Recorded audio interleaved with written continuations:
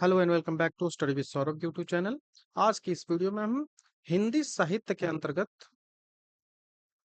हिंदी साहित्य के अंतर्गत जो पीवाईक्यू है उसके 900 क्वेश्चंस को देखेंगे, जिसमें कुछ जो क्वेश्चंस हैं जो हमारे सिलेबस के नहीं है उनको हटा देंगे, बाकी जितने भी है उनको देखेंगे। तो टोटल यहाँ पे मैंने 900 एमसीक्यू और वन लाइनर को तैयार किया है। ठीक है, जिसको मैं सेट वाइज यहाँ पे 400 जो एमसीक्यू होगा, 400 जो है वो एमसीक्यू होगा और 500 जो होगा वो वन लाइनर होगा। तो इस तरह से पूरे के पूरे 900 जो क्वेश्चन है जो कि पीवाईक्यू है, हिंदी में पूछा गया है। मतलब कोई भी चैप्टर हो हिंदी से वहां से पूछा गया, व्याकरण नहीं, मैं हिंदी साहित्य की बात कर रहा हूँ। तो हिंदी साहित्य से इसमें डॉक्टर नागेंद्र आ जाएंगे, रामचंद्र शुक्ल भी आ जाएंगे, हर चीजें आ जाएंगी। तो उन सबको हम इसमें देखेंगे। ठीक है, इससे पहले मैं आपको बता दूं कि ये जो एमसीक्यू है, इस एमसीक्यू के बाद मैं अलग से एक एमसीक्यू लेके आऊंगा, जिसमें मैं लगभग 500 प्लस एमसीक्यू करवा दूंगा। किसके? तो डॉक्टर नागेंद्र के और आचार्य रामचंद्र शुक्ल के।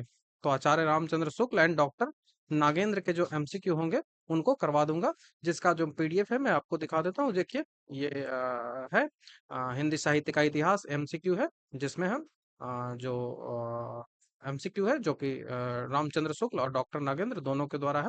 तो इसमें हम एमसीक्यू करेंगे। इसमें लगभग 131 पेज का ये डॉक्यूमेंट है। तो इसमें लगभग आपको 500 प्लस जो है वो एमसीक्यू मिल जाएंगे, और उसका थोड़ा थोड़ा डिटेल एक्सप्लेनेशन भी मिल जाएगा। इनके महत्वपूर्ण जो कथन भी हैं उनको भी यहाँ पे डिस्कस कर लेंगे। और इनके साथ जो इनके थ्योरी पार्ट हैं, आपको पता है कि हम पेड ग्रुप के सहारे अपनी तैयारी को चला रहे थे। हमारा जो है वो झारखंड सीजीएल के लिए हिंदी पेपर 2 का पेड ग्रुप चलता था। तो उसमें मैंने ये नोट्स दिया था, तो ये नोट्स को भी मैं इसका समराइज आपको यहाँ पे करके मैं बता दूंगा। तो मतलब लास्ट दिनों में आप यदि इसको देख लेते हो तो आप जो जो भी 10 या 12 क्वेश्चन होंगे जो हिंदी साहित्य के इतिहास से पूछे जाएंगे, वो आप यहाँ से क्लियर कर लोगे। ठीक है, इसी तरह से जो आचार्य रामचंद्र शुक्ल है और उसके बाद जो ये जो मतलब कि डॉक्टर नागेंद्र जो हैं, इनके बारे में भी मैंने यहाँ पे बता रखा है। डॉक्टर नागेंद्र का ये नोट्स है। तो डॉक्टर नागेंद्र के नोट्स, उसके बाद रामचंद्र शुक्ल के नोट्स, जो शुक्ल जी हैं उनका नोट्स और डॉक्टर नागेंद्र है उनका नोट्स, ये दोनों का नोट्स देख लेंगे। उसके बाद इनके साथ एमसीक्यूज देख लेंगे। और जो पीवाईक्यू मैं बता रहा हूँ, हिंदी साहित्य का इतिहास का पीवाईक्यू, वो तो देखेंगे ही, वो तो अभी मैं वीडियो में देखूंगा जिसमें मैं 900 क्वेश्चंस की बात कर रहा हूँ, उसको देखेंगे। और नेक्स्ट जो वीडियोस होगा वो इनके होगा, जो जल्द ही मैं अपलोड कर दूंगा, एक दिन के अंदर मैं इसको अपलोड कर दूंगा। तो यदि आप इन 4-5 वीडियो को देख लेते हो तो आप हिंदी में कॉन्फिडेंस थोड़ा सा महसूस करोगे। ठीक है, तो चलिए हम अपनी जो वीडियो है उसको शुरुआत कर लेते हैं एमसीक्यू से।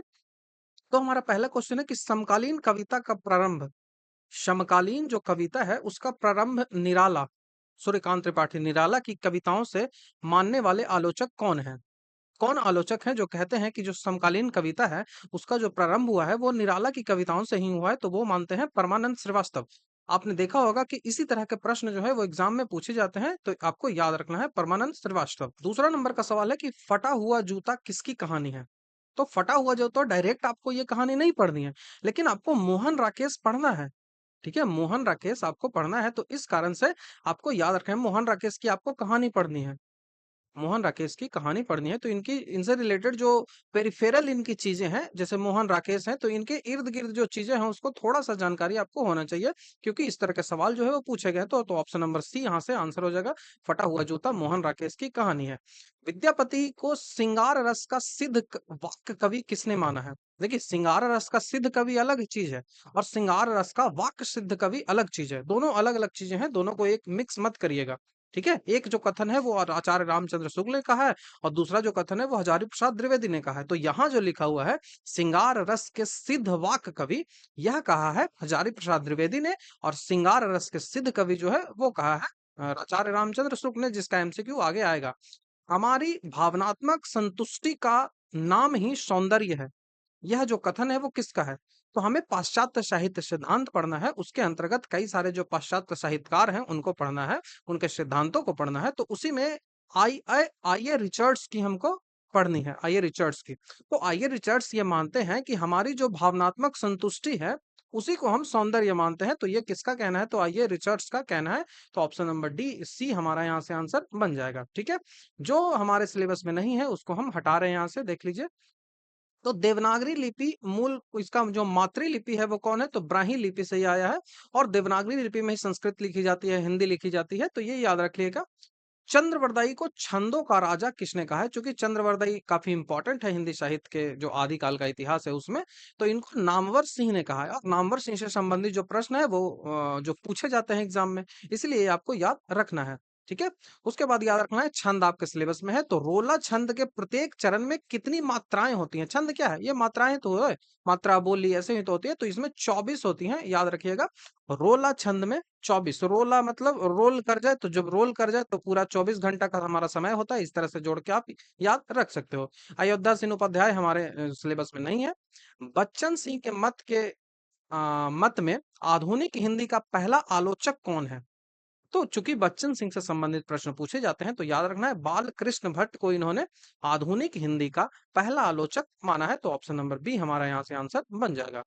एक सही कविता पहले एक सार्थक वक्तव्य होती है, यह जो कथन है वो किसका है? तो ये धूमिल का कथन है। ठीक है, सुदामा पांडे इनका ओरिजिनल नाम है, इनको हमको पढ़ना है। तो एक सही कविता पहले एक सार्थक वक्तव्य होती है, यह कथन जो है वो धूमिल का है। धूमिल का पूरा नाम सुदामा पांडे है, ये याद रखिएगा। संसद से सड़क तक इनकी एक महत्वपूर्ण कविता है। ठीक है, बिहारी के दोहो को हाथी दांत पर कढ़े बेल बूटे किसने कहा है? हाथी दांत पर कढ़े बेल बूटे किसने कहा है बिहारी के दोहे को? तो बच्चन सिंह ने कहा है। तो आपको याद रखना है, ऑप्शन नंबर ए हमारा यहाँ से आंसर बन जाएगा। ठीक है, नेक्स्ट जो कौन है, नेक्स्ट जो क्वेश्चन है वो हमारा यहाँ से, तो ये सब सिलेबस में है नहीं। तो नेक्स्ट क्वेश्चन है कि अंग्रेजी ढंग का हिंदी का प्रथम उपन्यास किसे माना जाता है? तो परीक्षा गुरु को माना जाता है, इंपॉर्टेंट है। Option number B. Prem Jogini किसका नाटक है? प्रेम जोगनी तो भारतेंदु हरिश्चंद्र का नाटक है, भारतेंदु हरिश्चंद्र का। नारी स्वतंत्र पर केंद्रित प्रसाद जयशंकर प्रसाद का नाटक कौन सा है? नारी स्वतंत्रता पर तो ध्रुव स्वामिनी है, ध्रुव स्वामिनी आपको पढ़ना भी है। और डॉक्टर बोल रहा हूँ, जो जयशंकर प्रसाद है उनको भी पढ़ना है। तो ऑप्शन नंबर बी यहाँ से आंसर हो जाएगा। करुणालय किसके द्वारा लिखित गीतात्मक नाट्य है? तो ये जयशंकर प्रसाद के द्वारा ही लिखा गया है। तो ऑप्शन नंबर बी हमारा यहाँ से आंसर बन जाएगा। प्रेमचंद को का उर्दू में लिखित कहानी संग्रह का नाम क्या है? उर्दू में ये जो कहानी संग्रह है उसका नाम क्या है? तो सोजे वतन है, ऑप्शन नंबर डी। एक प्रेमचंद के बारे में एक फैक्ट आप याद रख लिए, ये अपनी रचनाएं हैं वो पहले इंग्लिश में लिखते थे और उसके बाद उसको हिंदी करते थे। ठीक है, आ, वेश्या जीवन पर केंद्रित प्रेमचंद्र का उपन्यास कौन है? तो सेवा सदन वैश्या जीवन पर आधारित है। तो ऑप्शन नंबर ए हमारा यहाँ से आंसर बनेगा। अब स्टेटमेंट वाला क्वेश्चन है कि किसने कहा है कि छायावाद को रहस्यवाद की सौंदर्यमयी व्यंजना माना है? छायावाद को रहस्यवाद की सौंदर्यमयी व्यंजना जो है वो किसने माना है? तो आपके ऑप्शन इस प्रकार देखने को मिलेंगे। तो जयशंकर प्रसाद ने माना है कि छायावाद को रहस्यवाद की अभिव्यंजना माना है, जयशंकर प्रसाद ने। ठीक है, तो जयशंकर प्रसाद जो है वो छायावाद को रहस्यवाद की सौंदर्यमयी व्यंजना मानते हैं। तो ये स्टेटमेंट आपको याद रखना है। वशिष्ठ सौंदर्य बोध कौन मानते हैं? तो वशिष्ठ सौंदर्य बोध छायावाद को मानते हैं नंद दुलारे बाजपेयी। ठीक है, उसके बाद समिष्ट सौंदर्य बोध रहस्यवाद को कौन मानते हैं? तो ये मानते हैं नंद दुलारे बाजपेयी। ठीक है, मानवता का विकास मानवता का विकास किस रचना का मूल स्वर है? तो कामायनी, कामायनी जयशंकर प्रसाद के द्वारा लिखा गया है। तो इंपॉर्टेंट है। तो ऑप्शन नंबर ए हमारा यहाँ से आंसर बन जाएगा। मानवता का विकास किस रचना का मूल स्वर है? तो वो कामायनी का है। ठीक है, अब हमारा जो नेक्स्ट सवाल है वो यहाँ से कौन सा है?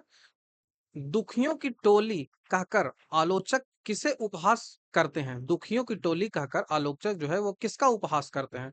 तो छायावाद के कवियों का वो उपहास करते हैं। तो ऑप्शन नंबर सी हमारा यहाँ से आंसर बनेगा। भारत के राष्ट्रपति के द्वारा राष्ट्रभाषा आयोग एवं समिति के गठन के विषय में कौन सा अनुच्छेद है वो संबंधित है? तो अनुच्छेद 344 हो जाएगा। नुहुप जो है वो किस विधा में आने वाली रचना है? तो नुहुप एक नाटक है। ठीक है, नुहुप जो एक नाटक है जो कि भारतेंदु के पिता हैं गोपाल चंद्र गिरधर दास, उनके द्वारा लिखा गया था, तो इसीलिए इंपॉर्टेंट है। भारतेंदु जो है वो हिंदी में नाटक के प्रथम नाटककार माने जाते हैं। इससे पहले जो है वो भरत मुनि सबसे पहले नाटककार माने जाते हैं, लेकिन ये आधुनिक हो गया। ठीक है, आगे हमको पढ़ना है। तो आगे ने अपने अपने अपने अजनबी उपन्यास में किस दर्शन का उपयोग किया है? अस्तित्ववाद का उपयोग किया है। इसी तरह के प्रश्न आपसे पूछे जाएंगे एग्जाम में। तो आगे है, उनका उपन्यास है अपने अपने अजनबी, अपने अपने अजनबी उपन्यास है। इसका उन्होंने क्या कहा है? तो अस्तित्ववाद का उनका दर्शन उनका क्या रहा है? तो अस्तित्ववाद रहा है। ठीक है, इसमें इस उपन्यास में मुख्य पात्र जो है वो योग के द्वारा उसकी इच्छा मृत्यु पा लेने की चाहत को अस्तित्ववाद का उदाहरण आप मान सकते हो। ठीक है, भाषा से संबंधित कुछ जो है वो का खा गा में भाषा को बांटा गया था। तो ये कहानी है, हमारे भाषा की हम बात करें तो घा में नहीं बांटा गया था। भाषा जब पढ़ेंगे तो देख लेंगे इसको। तो ये सब हमारे सिलेबस में तो है नहीं। तो हम नेक्स्ट जो क्वेश्चन है उसकी ओर बढ़ते हैं। दास बनने का बहाना किस लिए? क्या मुझे दासी कहाना है इसलिए?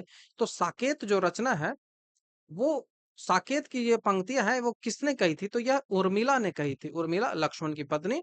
तो साकेत जो रचना है उसमें यह जो पूछ लिया आपसे जाएगा कि साकेत में जो उर्मिला है, ये जो कहा था कि दास बनने का बहाना किस लिए, क्या मुझे दासी कहलाना है इसलिए?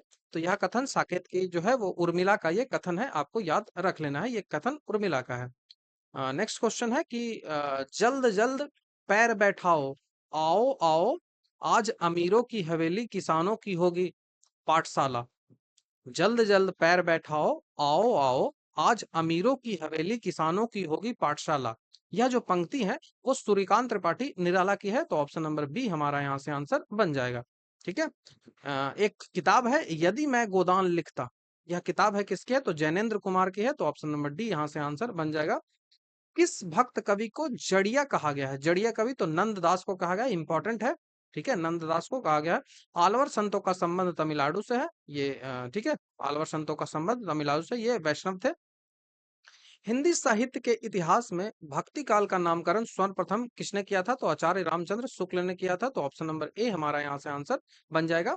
ठीक है, हिंदी का प्रथम चंपू काव्य कौन है? तो गद्य और पद्य का मिश्रण होता है। हिंदी का प्रथम चंपू काव्य जो है वो राउवेल है, राउवेल है, जो कि गद्य और पद्य का मिश्रण होता है, उसे चंपू काव्य कहा जाता है, याद रखिएगा। ठीक है, चंपू काव्य कहते हैं। अब नेक्स्ट हमारा जो क्वेश्चन है उसकी ओर हम बढ़ते हैं। इधर तो सिलेबस का क्वेश्चन है नहीं। यहाँ कॉलरिज हमें पढ़ना है। तो कॉलरिज के अनुसार कल्पना का कौन सा रूप सही नहीं है? तो कल्पना में मुख्य कल्पना मानते हैं, ललित कल्पना मानते हैं, गौल कल्पना मानते हैं, लेकिन कलित कल्पना नहीं मानते हैं। तो ऑप्शन नंबर डी यहाँ से गलत हो जाएगा। दूसरा सप्तक का प्रकाशन जो है वो कब हुआ था? तो 1943 में। तार सप्तक ये है। ठीक है, ये याद रखिएगा, तार सप्तक। तार सप्तक जो है वो चार चार तार सप्तक हुए। तो दूसरा आपसे पूछा रहा है तो 1943 में प्रकाशित हुआ था। ठीक है, रामचरितमानस में सोपानों, सोपान बोलते हैं कांडों को, तो याद रखिएगा सोपानों का जो संगत वर्ग है वो कौन सा है? तो अरण्य कांड होता है, किष्किंधा कांड होता है, सुंदर कांड होता है, लंका कांड होता है। कुल 7 कांड आपको देखने को मिलेंगे। उसका ट्रिक बाकी सलू यहाँ पे लिखा गया है। तो याद रखिएगा, बाल कांड, अयोध्या कांड, अरण्य कांड, किष्किंधा कांड, सुंदर कांड, लंका कांड, उत्तर कांड। ठीक है, मेरे तो साधक एक ही है, जग नंदलाल वृषभानु दुलारी। यह किसकी लिखी हुई पंक्तियां हैं? मेरे ते साधक एक ही है, जग नंदलाल वृषभानु दुलारी। तो ये भारतेंदु हरिश्चंद्र का लिखा हुआ है। तो option number B answer answer हो जाएगा। छायावाद का प्रवर्तक कवि किसे माना जाता है? तो मकुटधर पांडे को माना जाता है, मकुटधर पांडे। ऑप्शन नंबर ए हमारा यहाँ से आंसर बन जाएगा। नेक्स्ट क्वेश्चन की बात आती है कि छायावाद का प्रवर्तक ये, हाँ, मकुटधर पांडे। ठीक है, नेक्स्ट क्वेश्चन हमारा आता है, सौंदर्य ही चेतना है, चेतना ही जीवन, अतएव काव्य कला का उद्देश्य जो है वो सौंदर्य का ही कहना है। तो यह कथन नंद दुलारे वाजपेयी का है। यह कथन जो है वो पूछा जाता है इनके कथन, इसलिए इनके कथन पढ़ना आवश्यक है। गीत लेखन में जैसी सफलता महादेवी जी को मिला, मतलब महादेवी वर्मा को मिला, वैसी और किसी को नहीं मिली। यह जो कथन है वो रामचंद्र शुक्ल का है। तो ऑप्शन नंबर सी हमारा यहाँ से आंसर बन जाएगा। ठीक है, नेक्स्ट क्वेश्चन की ओर बढ़ते हैं। नव जागरण की प्रतिनिधि प्रतिध्वनि निम्नलिखित में से किस उपन्यास की अभिव्यक्ति है? तो परीक्षा गुरु पहली उपन्यास है। Option number C. शब्द के मौन और शब्दों के बीच रंध्र में छिपी अर्थों को और सबसे पहले किस दृष्टि से किसने दृष्टि दी, ये सवाल हो गया। तो अज्ञेय ने दृष्टि दी। ठीक है, भाषा की परिभाषा मैंने आपको बताई है। ये सवाल याद रखिएगा कि भाषा की जो परिभाषा है वो आपसे पूछा जाएगा कि विभिन्न आचार्यों के द्वारा भाषा की क्या क्या परिभाषा रही है। तो इसके लिए मैंने ऑलरेडी आपको पेड ग्रुप में पीडीएफ दे दिया है, तो उसको याद जरूर कर लिएगा, एक सवाल वहां से आएगा। ठीक है, अब हम नेक्स्ट क्वेश्चन की ओर बढ़ते हैं कि गोदान की मूल समस्या ऋण की समस्या है। यह किस आलोचक की टिप्पणी है? गोदान उपन्यास आपको पढ़ना है। तो रामविलास शर्मा का मानना है कि गोदान की जो मूल समस्या दिखती है वो ऋण समस्या है, कर्ज की ही समस्या है। शेखर एक जीवनी आगे की ये लिखी हुई उपन्यास है। इसके बारे में कहा गया है कि शेखर एक जीवनी ऐसी विदेशी कलम है जो देश में बेमौसम लगाई गई है। यह जो कथन है वो किसका है? आगे का शेखर एक जीवनी जो कथन है, ये इसके बारे में किसने कहा है? तो ये बच्चन सिंह ने कहा है। ठीक है, किसने कहा है? तो बच्चन सिंह ने कहा है। ऑप्शन आपको याद रखना है। इनमें से कौन सी नई समीक्षा की विशेषता नहीं है? तो नई समीक्षा की विशेषता होती है कि आंतरिक संगति इसमें होती है, विसंगति और विडंबना होती है, शुद्ध कविता का समर्थन होता है, लेकिन ऐतिहासिक भौतिकवाद इसमें नहीं होता, क्योंकि ये नई चीजें हैं। कौन सा पत्र प्रगतिवाद साहित्य का मुख्य पत्र बना था? तो हंस। हंस जो है वो किसके द्वारा प्रकाशित किया गया था? तो प्रेमचंद्र के द्वारा। इस कारण से आपको याद रखना है 1929 30-31 में प्रेमचंद्र ने इसे प्रकाशित किया था। यह एक मासिक पत्र था। इतना इंपॉर्टेंट, मतलब इतना डिटेल में नहीं जाएगा, बस प्रेमचंद्र याद रखिएगा। हंस जो पत्र था उस पर कम्युनिस्ट विचारधारा का प्रभाव पड़ा था। किस आचार्य ने सर्वप्रथम कांता सम्मति उपदेश काव्य को काव्य प्रयोजन के रूप में माना था? तो आचार्य मम्मट ने माना था। मैंने ये ऑलरेडी आपको समझा दिया। कार्य इत्री प्रतिभा का संबंध किससे है? तो कार्य इत्री प्रतिभा का संबंध बी से है, मतलब काव्य प्रयोजन, काव्य हेतु और काव्य लक्षण से संबंधित ये है। तो काव्य इत्री प्रतिभा जो कवि से संबंधित है। राजशेखर है वो दो भेद बताते हैं। पहला कार्य इतृ प्रतिभा और दूसरा भाव इतृ प्रतिभा। तो कार्य इतृ प्रतिभा जो होता है वो जन्मजात कवि से संबंधित होते हैं, और भाव इतृ प्रतिभा जो होती है सहृदय मतलब पाठक या आलोचक से संबंधित होती है। रस सिद्धांत के संदर्भ में भावत्व व्यापार की अवधारणा किसने की थी? तो रस सिद्धांत के संदर्भ में कुछ भी आएगा तो आप भट्ट नायक मार दीजिएगा, आंसर भट्ट नायक। ठीक है, भट्ट नायक ने रस सिद्धांत के संबंध में भावत्व व्यापार की अवधारणा की थी। तो 67 नंबर हो गया। अब 68वां नंबर का सवाल अरस्तु है। अरस्तु का संबंध किस सिद्धांत से नहीं है? तो अनुकरण का सिद्धांत दिया था, त्रासदी का सिद्धांत दिया था, विरेचन का सिद्धांत दिया था, लेकिन उदात का सिद्धांत अरस्तु से संबंधित नहीं है। ठीक है, तो ऑप्शन नंबर जो डी है इसका आंसर हो जाएगा। अब जो नेक्स्ट सवाल है वो हमारा है, आचार्य भामा ने किस तत्व को अलंकार का मूल माना है? अलंकार का मूल क्या है? तो वक्रोक्ति, वक्रोक्ति अलंकार है, उसको मूल माना है। नेक्स्ट जो क्वेश्चन है कि डूब रहा राधा द्रिबंगु में है, ब्रज कहाँ गए हरि आज। यह उदाहरण जो है वो कौन सा अलंकार है?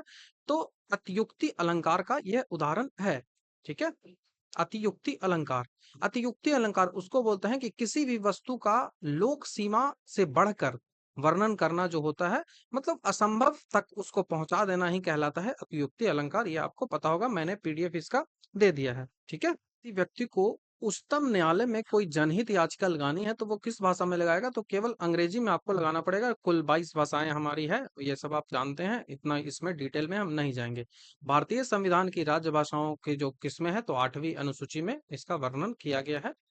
शुद्ध कविता की खोज रचना किसकी है? शुद्ध कविता की खोज, यह जो रचना है वो किसकी है? तो यह रामधारी सिंह दिनकर की है, ये हमको पढ़ना है। और ये 1956 में प्रकाशित हुई थी। रामचंद्र शुक्ल जो है उन्होंने आनंद कादम्बनी के सहायक संपादक का कार्य कब से कब तक किया था? तो 1903 से लेकर 1908 तक किया था। तो ऑप्शन नंबर डी हमारा यहाँ से आंसर बन जाएगा। मधुबन तुम कल रहत हरे, मधुबन तुम कल रहत हरे, विरह वियोग श्याम सुंदर के ढाढ़े क्यों न जरे। ठीक है, यह जो पंक्ति है वो किसकी लिखी हुई है? तो यह पंक्ति सूरदास की लिखी हुई है। तो ऑप्शन नंबर सी हमारा यहाँ से आंसर बन जाएगा। नेक्स्ट जो क्वेश्चन है कि काली, काली किस उपन्यास का चरित्र नायक है? तो काली जो है वो किस उपन्यास का है? तो धरती धन न अपना, धरती धन ना अपना, इसका है, इसको याद रख लीजिए।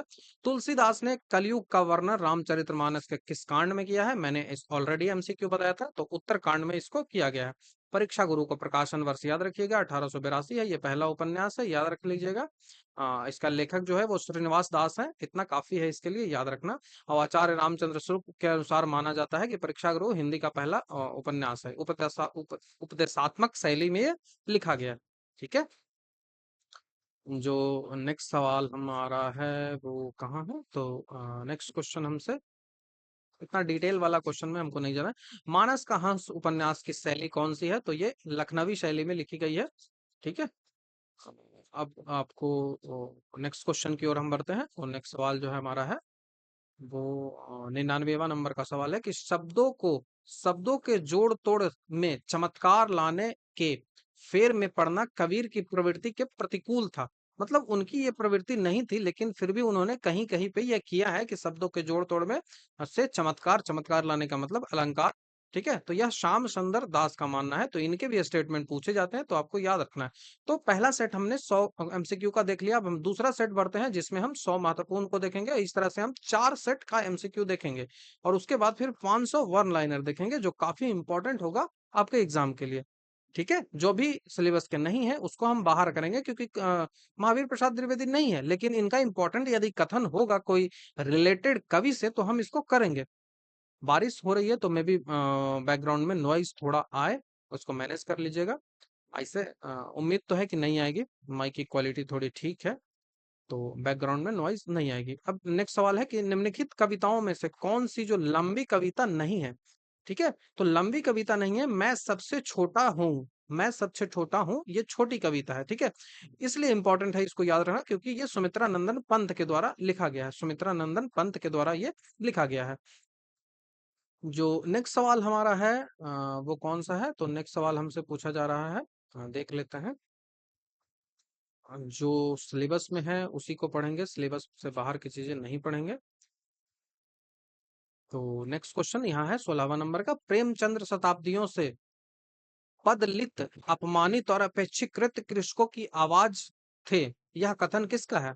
तो यह कथन हजारी प्रसाद द्विवेदी का है। हमने बोला हजारी प्रसाद द्विवेदी हमारे सिलेबस में नहीं है, लेकिन यदि वो हमारे सिलेबस के किसी भी सब्जेक्ट के लिए यदि कुछ कहते हैं तो उसको याद रखना है। जैसे प्रेमचंद्र के बारे में उन्होंने कहा है कि शताब्दियों से ये पद दलित, मतलब डाउन ट्रोडन जो और अपमानित, जो अपेक्षीकृत कृषक थे, उनकी आवाज थे, तो ये हजारी प्रसाद द्विवेदी ने कहा है।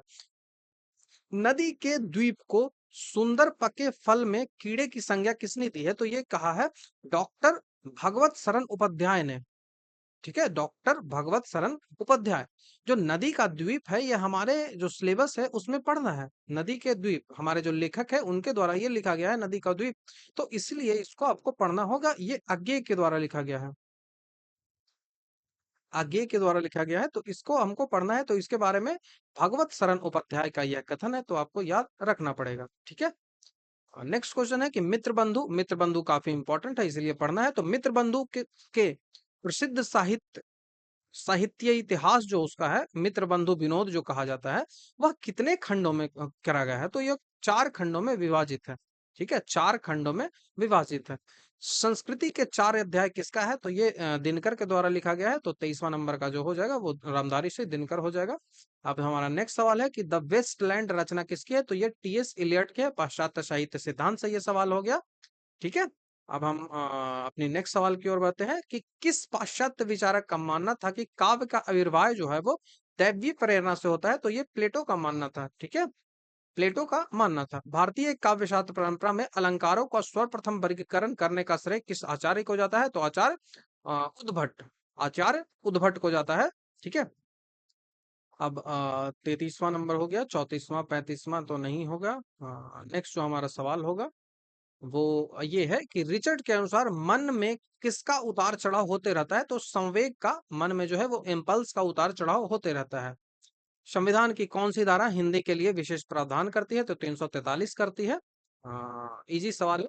सबका निचोड़ लेकर तुम सुख से सुखे जीवन में, बरसों प्रभात हिम किरण सा, शब का निचोड़ लेकर तुम सुख से सुखे जीवन में, बरसों प्रभात हिम किरण सा। यह पंक्ति जो है वो किसकी है? तो यह पंक्ति जयशंकर प्रसाद की है। तो ऑप्शन नंबर सी हमारा यहाँ आंसर हो जाएगा। आचार्य शुक्ल इनमें सर्वाधिक प्रभावित किससे हुए थे? तो वो तुलसीदास से सर्वाधिक प्रभावित हुए थे। लेकिन यहाँ वो नहीं पूछा गया है, मतलब सर्वश्रेष्ठ कवि वो तुलसीदास को कहते हैं, लेकिन यहाँ वो आचार्य विश्वनाथ से सबसे ज्यादा प्रभावित थे। ठीक है। नेक्स्ट हमारा जो सवाल है वो रामचरितमानस में चित्रकूट की सभा एक आध्यात्मिक घटना है, यह मान्यता किसकी है? तो यह मान्यता जो है वो रामचंद्र शुक्ल की है। रामचंद्र शुक्ल का कहना है कि चित्रकूट की सभा है वो एक आध्यात्मिक घटना है। तो ये रामचंद्र है, शुक्ल का हो जाएगा। ठीक है, इसको आपको याद रख लेना है। 50वां नंबर का सवाल है कि कबीर काव्य का केंद्रित तत्व भक्ति है, कवित्व तो फोकट है। यह कथन किसका है? तो कबीर के बारे में यह कथन हजारी प्रसाद द्विवेदी का है। इनका कहना है कि कबीर का काव्य जो होता है उनका मुख्य जो केंद्र होता है, उसका जो सेंटर होता है वो भक्ति ही है। ठीक है, आप उसको मानते हो कि वो कवित्व है, तो यह नहीं, ये फोकट में मिल रहा है, ये फ्री में मिल रहा है। नाथ पंथियों की अंतः धारणा में प्रेमत्व का अभाव था, यह मान्यता किसका है? नाथ पंथी जो थे उनका जो अंतः साधन था उसमें प्रेम आपको नहीं दिखता था। तो यह आचार्य रामचंद्र शुक्ल का कहना है। साधी सहज समाजी भली, यह जो काव्य पंक्ति है वो किसकी है? तो यह कबीर की है। साधी सहज समाधि भली, यह पंक्ति कबीर की है। नेक्स्ट जो है वो हमारा क्वेश्चन है कि निम्नलिखित में से कौन सी जो कवि है वो अष्टछाप में शामिल नहीं है? अष्टछाप में 8 कवि हैं, तो इन 8 कवियों में रसखान शामिल नहीं है, बाकी सूरदास, गोविंददास, नवदास शामिल है। बाकी हम जब आएगा इनको तो देख लेंगे। काव्य प्रबल भावनाओं का सहज उच्छलन है, यहाँ पर काव्य की परिभाषा विलियम वर्थवर्थ का कहना है। कल्चर एंड एनार्की इनमें से किसका निबंध है? तो culture and anarchy Matthew Arnold का निबंध है। तो ऑप्शन नंबर डी हमारा यहाँ से हो जाएगा आंसर। सच्ची आलोचना का लक्ष्य कवि नहीं बल्कि काव्य होना चाहिए, यह जो कथन है वो टी.एस. इलियट का है। तो ऑप्शन नंबर बी हमारा यहाँ से आंसर हो जाएगा। 60 नंबर का सवाल है कि निम्नलिखित में से कौन सा रस से संबंधित नहीं है? तो रस से संबंधित जयदेव नहीं है, बाकी कृपाराम, रूप गोस्वामी और भानुदत्त रस से संबंधित है। अबला जीवन हाय तुम्हारी यही कहानी कौन सी वक्रता में लिखी गई है? तो पर्याप्त वक्रता में लिखी गई, पर्याय वक्रता में लिखी गई है, ये याद रखिएगा। अबला जीवन हाय तुम्हारी यही कहानी, ये काफी इंपॉर्टेंट है, आपसे एग्जाम में पूछा जा सकता है, इनकी पंक्तियां पूछी जा सकती है कि ये जो पंक्ति है वो किसके द्वारा लिखी गई है। हाय तुम्हारी यही कहानी ये कितनी है? तो ये मैथिली शरण गुप्त की पंक्ति है। तो ये आपको याद रखना है, मैथिली शरण गुप्त की पंक्ति है। अब हम नेक्स्ट क्वेश्चन की ओर बढ़ते हैं कि लोक हृदय में हृदय के लीन होने की दशा का नाम रस दशा है, यह जो स्थापना है वो किसका है? तो आचार्य रामचंद्र शुक्ल का ये कहना है। 63वां नंबर का सवाल हो गया, पंत और पल्लव के लेखक कौन है? तो ये निराला है। ऑप्शन नंबर डी हमारा यहाँ से आंसर हो जाएगा। पंत और पल्लव के लेखक कौन हो जाएंगे? पंत और पल्लव के लेखक आपसे पूछा जा रहा है, तो पंत और पल्लव के लेखक हो जाएंगे सूर्यकांत त्रिपाठी, निराला। ठीक है, इस तरह के भी सवाल पूछ लिए जाते हैं, तो आपको याद रखना है।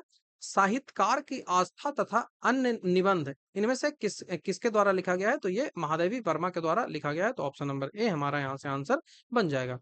प्रसाद का मनु उसी वर्ग का मनु है जिस वर्ग का स्वयं प्रसाद है, यह मान्यता किसकी है? तो मुक्ति बोध का यह कहना है। यह हमारे सिलेबस में नहीं है, लेकिन हमारे सिलेबस में जयशंकर प्रसाद है, तो इस कारण से इनके बारे में यदि कोई भी कुछ घटना कहती है तो उसको याद रखना है। तो उसका मनु जो है वो अलग है, तो वो मुक्ति बोध का कहना है। नेक्स्ट क्वेश्चन है कि प्रतिपल परिवर्तित बहु वेद कौशल समूह राक्षस वृषुद्ध प्रवयुक्त क्रुद्ध कपि विषम हुह, यह जो पंक्ति है वो किसकी है? तो ये दिनकर की पंक्ति है। हाँ, दिनकर बोल रहा हूँ, निराला की पंक्ति है। ऑप्शन नंबर ए हमारा यहाँ से आंसर बन जाएगा, सूर्यकांत त्रिपाठी, निराला। ठीक है, अब हम नेक्स्ट हमारा क्वेश्चन है कि सिद्धों की चेतना का दार्शनिक आधार किससे संबंधित है? तो ये बुद्ध से संबंधित है। ठीक है, बुद्ध से संबंधित है। ए रानी मन देखूं विचारी, एही नैहर रहना दिनचारी, जब लगी अह पिता कर राजू, खेली लहू जो खेलहूं आजू, यह पंक्ति है वो किसकी है? तो यह पद्मावत में लिखी गई है। चूंकि ये इंपॉर्टेंट है इस कारण से इसको आपको पढ़ना पड़ेगा। ठीक है, इसका डिटेल यहाँ पे लिखा गया है, तो उतना पढ़ना आपको जरूरी नहीं है। रीति काल को किसने अलंकृत काल कहा है? तो इनको मित्र बंधु ने अलंकृत काल कहा है। जो साहित्य के काल होते हैं ना उसका डिफरेंट डिफरेंट नाम होता है, तो उतना नहीं करना है, लेकिन जो इंपॉर्टेंट है वो मैं आपको बता दे रहा हूँ। तो अलंकृत काल मित्र बंधु ने कहा है। मानस का हंस कितने अध्यायों में छपा था? तो 31 आपको याद रखना है, 31 अध्यायों में यह छपा था। अब है कि अलंकार केवल वाणी की सजावट के लिए नहीं, भाव की अभिव्यक्ति के लिए विशेष द्वार है। यह कथन सुमित्रा नंदन पंत का है। ठीक है, सुमित्रा नंदन पंत का है। अ, पतझड़ था, झाड़ खड़े थे, सूखे से फुलवारी में, किसले दम कुसुम बिछाकर आए तुम इस क्यारी में। यह जयशंकर प्रसाद के द्वारा लिखी गई है, आंसू से लिखी गई है।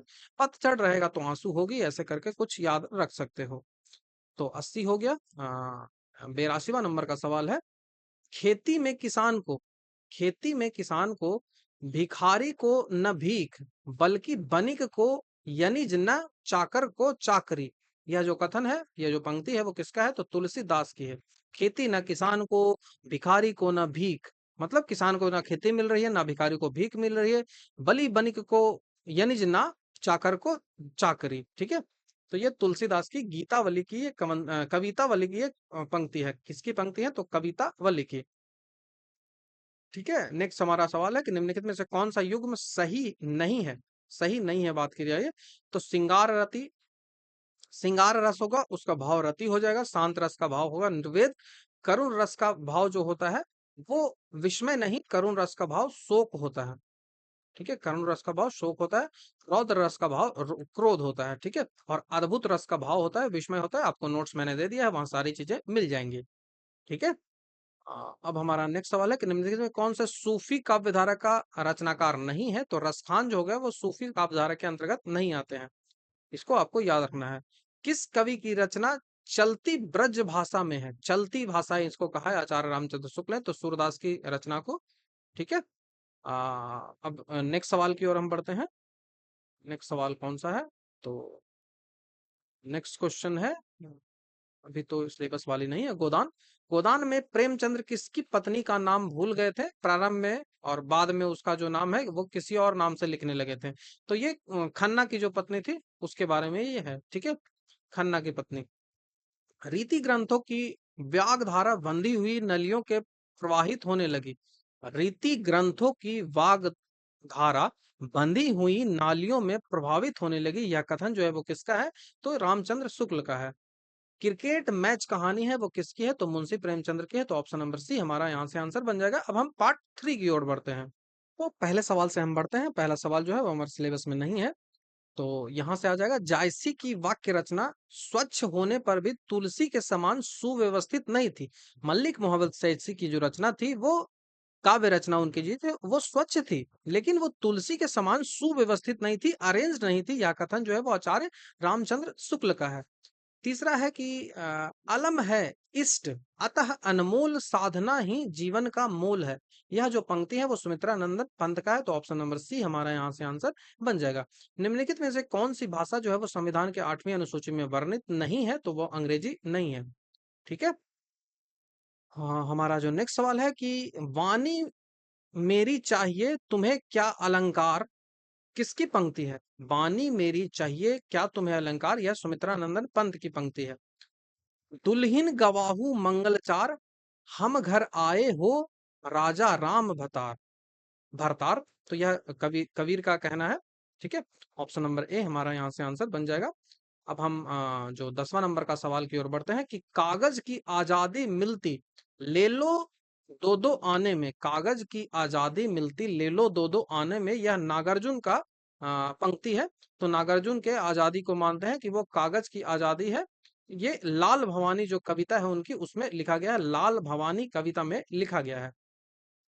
ठीक है, सूफी मत के इश्क मजाजी का तात्पर्य है, इश्क मजाजी का तात्पर्य है लौकिक प्रेम। ठीक है, इसका मतलब है लौकिक प्रेम। ठीक है, अब नेक्स्ट सवाल की ओर हम बढ़ते हैं कि पंच बिड़ाल, पंच बिड़ाल के अंतर्गत कौन सा नहीं आता है? तो अहिंसा इसके अंतर्गत नहीं आता। बौद्ध में शास्त्रों में पंच बिड़ाल आलस्य, हिंसा, काम, चिकित्सा, मोह रखा गया है, लेकिन और ये नहीं रखा गया है। ठीक है, अब हम नेक्स्ट की ओर बढ़ते हैं। 16वां नंबर का सवाल है कि हार से मनुष्य की न महिमा घटेगी और तेज न बढ़ेगा किसी मानव का जाति से जीत से। दिनकर की यह पंक्ति है वो किससे है? तो ये कुरुक्षेत्र उनकी जो रचना है उससे ये ली गई है। ठीक है, दीप शिखा किसकी रचना है? तो महादेवी वर्मा की रचना है Deepshikha. Option number B. कौमुदी से क्या तात्पर्य होता है? तो अष्टाध्यायी का संस्करण कौमुदी से तात्पर्य होता है। ठीक है। 20वां नंबर का सवाल है कि किस आचार्य ने प्रीति और कृति को काव्य प्रयोजन माना है? प्रीति और कृति को काव्य प्रयोजन किसने माना है? तो आचार्य वामन ने माना है। आचार्य वामन का कहना है कि काव्य षष्ठ दृष्टांत्य प्रीति कृति हेतु हेतु वात, ये पूछा गया था 28 तारीख वाला में, तो ये संस्कृत का कथन है, ये याद रख लीजिएगा। ठीक है, ये आचार्य वामन का कहना है। आचार्य वामन ने दृष्ट और अदृष्ट के रूप में काव्य के दो प्रयोजन स्वीकार किए हैं। ठीक है, और आचार्य भोजराज ने अपनी जो ग्रंथ है सरस्वती कंठा सवरण, इसमें भी कृत और प्रित को माना है। ठीक है, रीति काल को सिंगारी काल किसने कहा है? तो रीति काल को सिंगारी काल की संज्ञा आचार्य विश्वनाथ मिश्र ने दी है।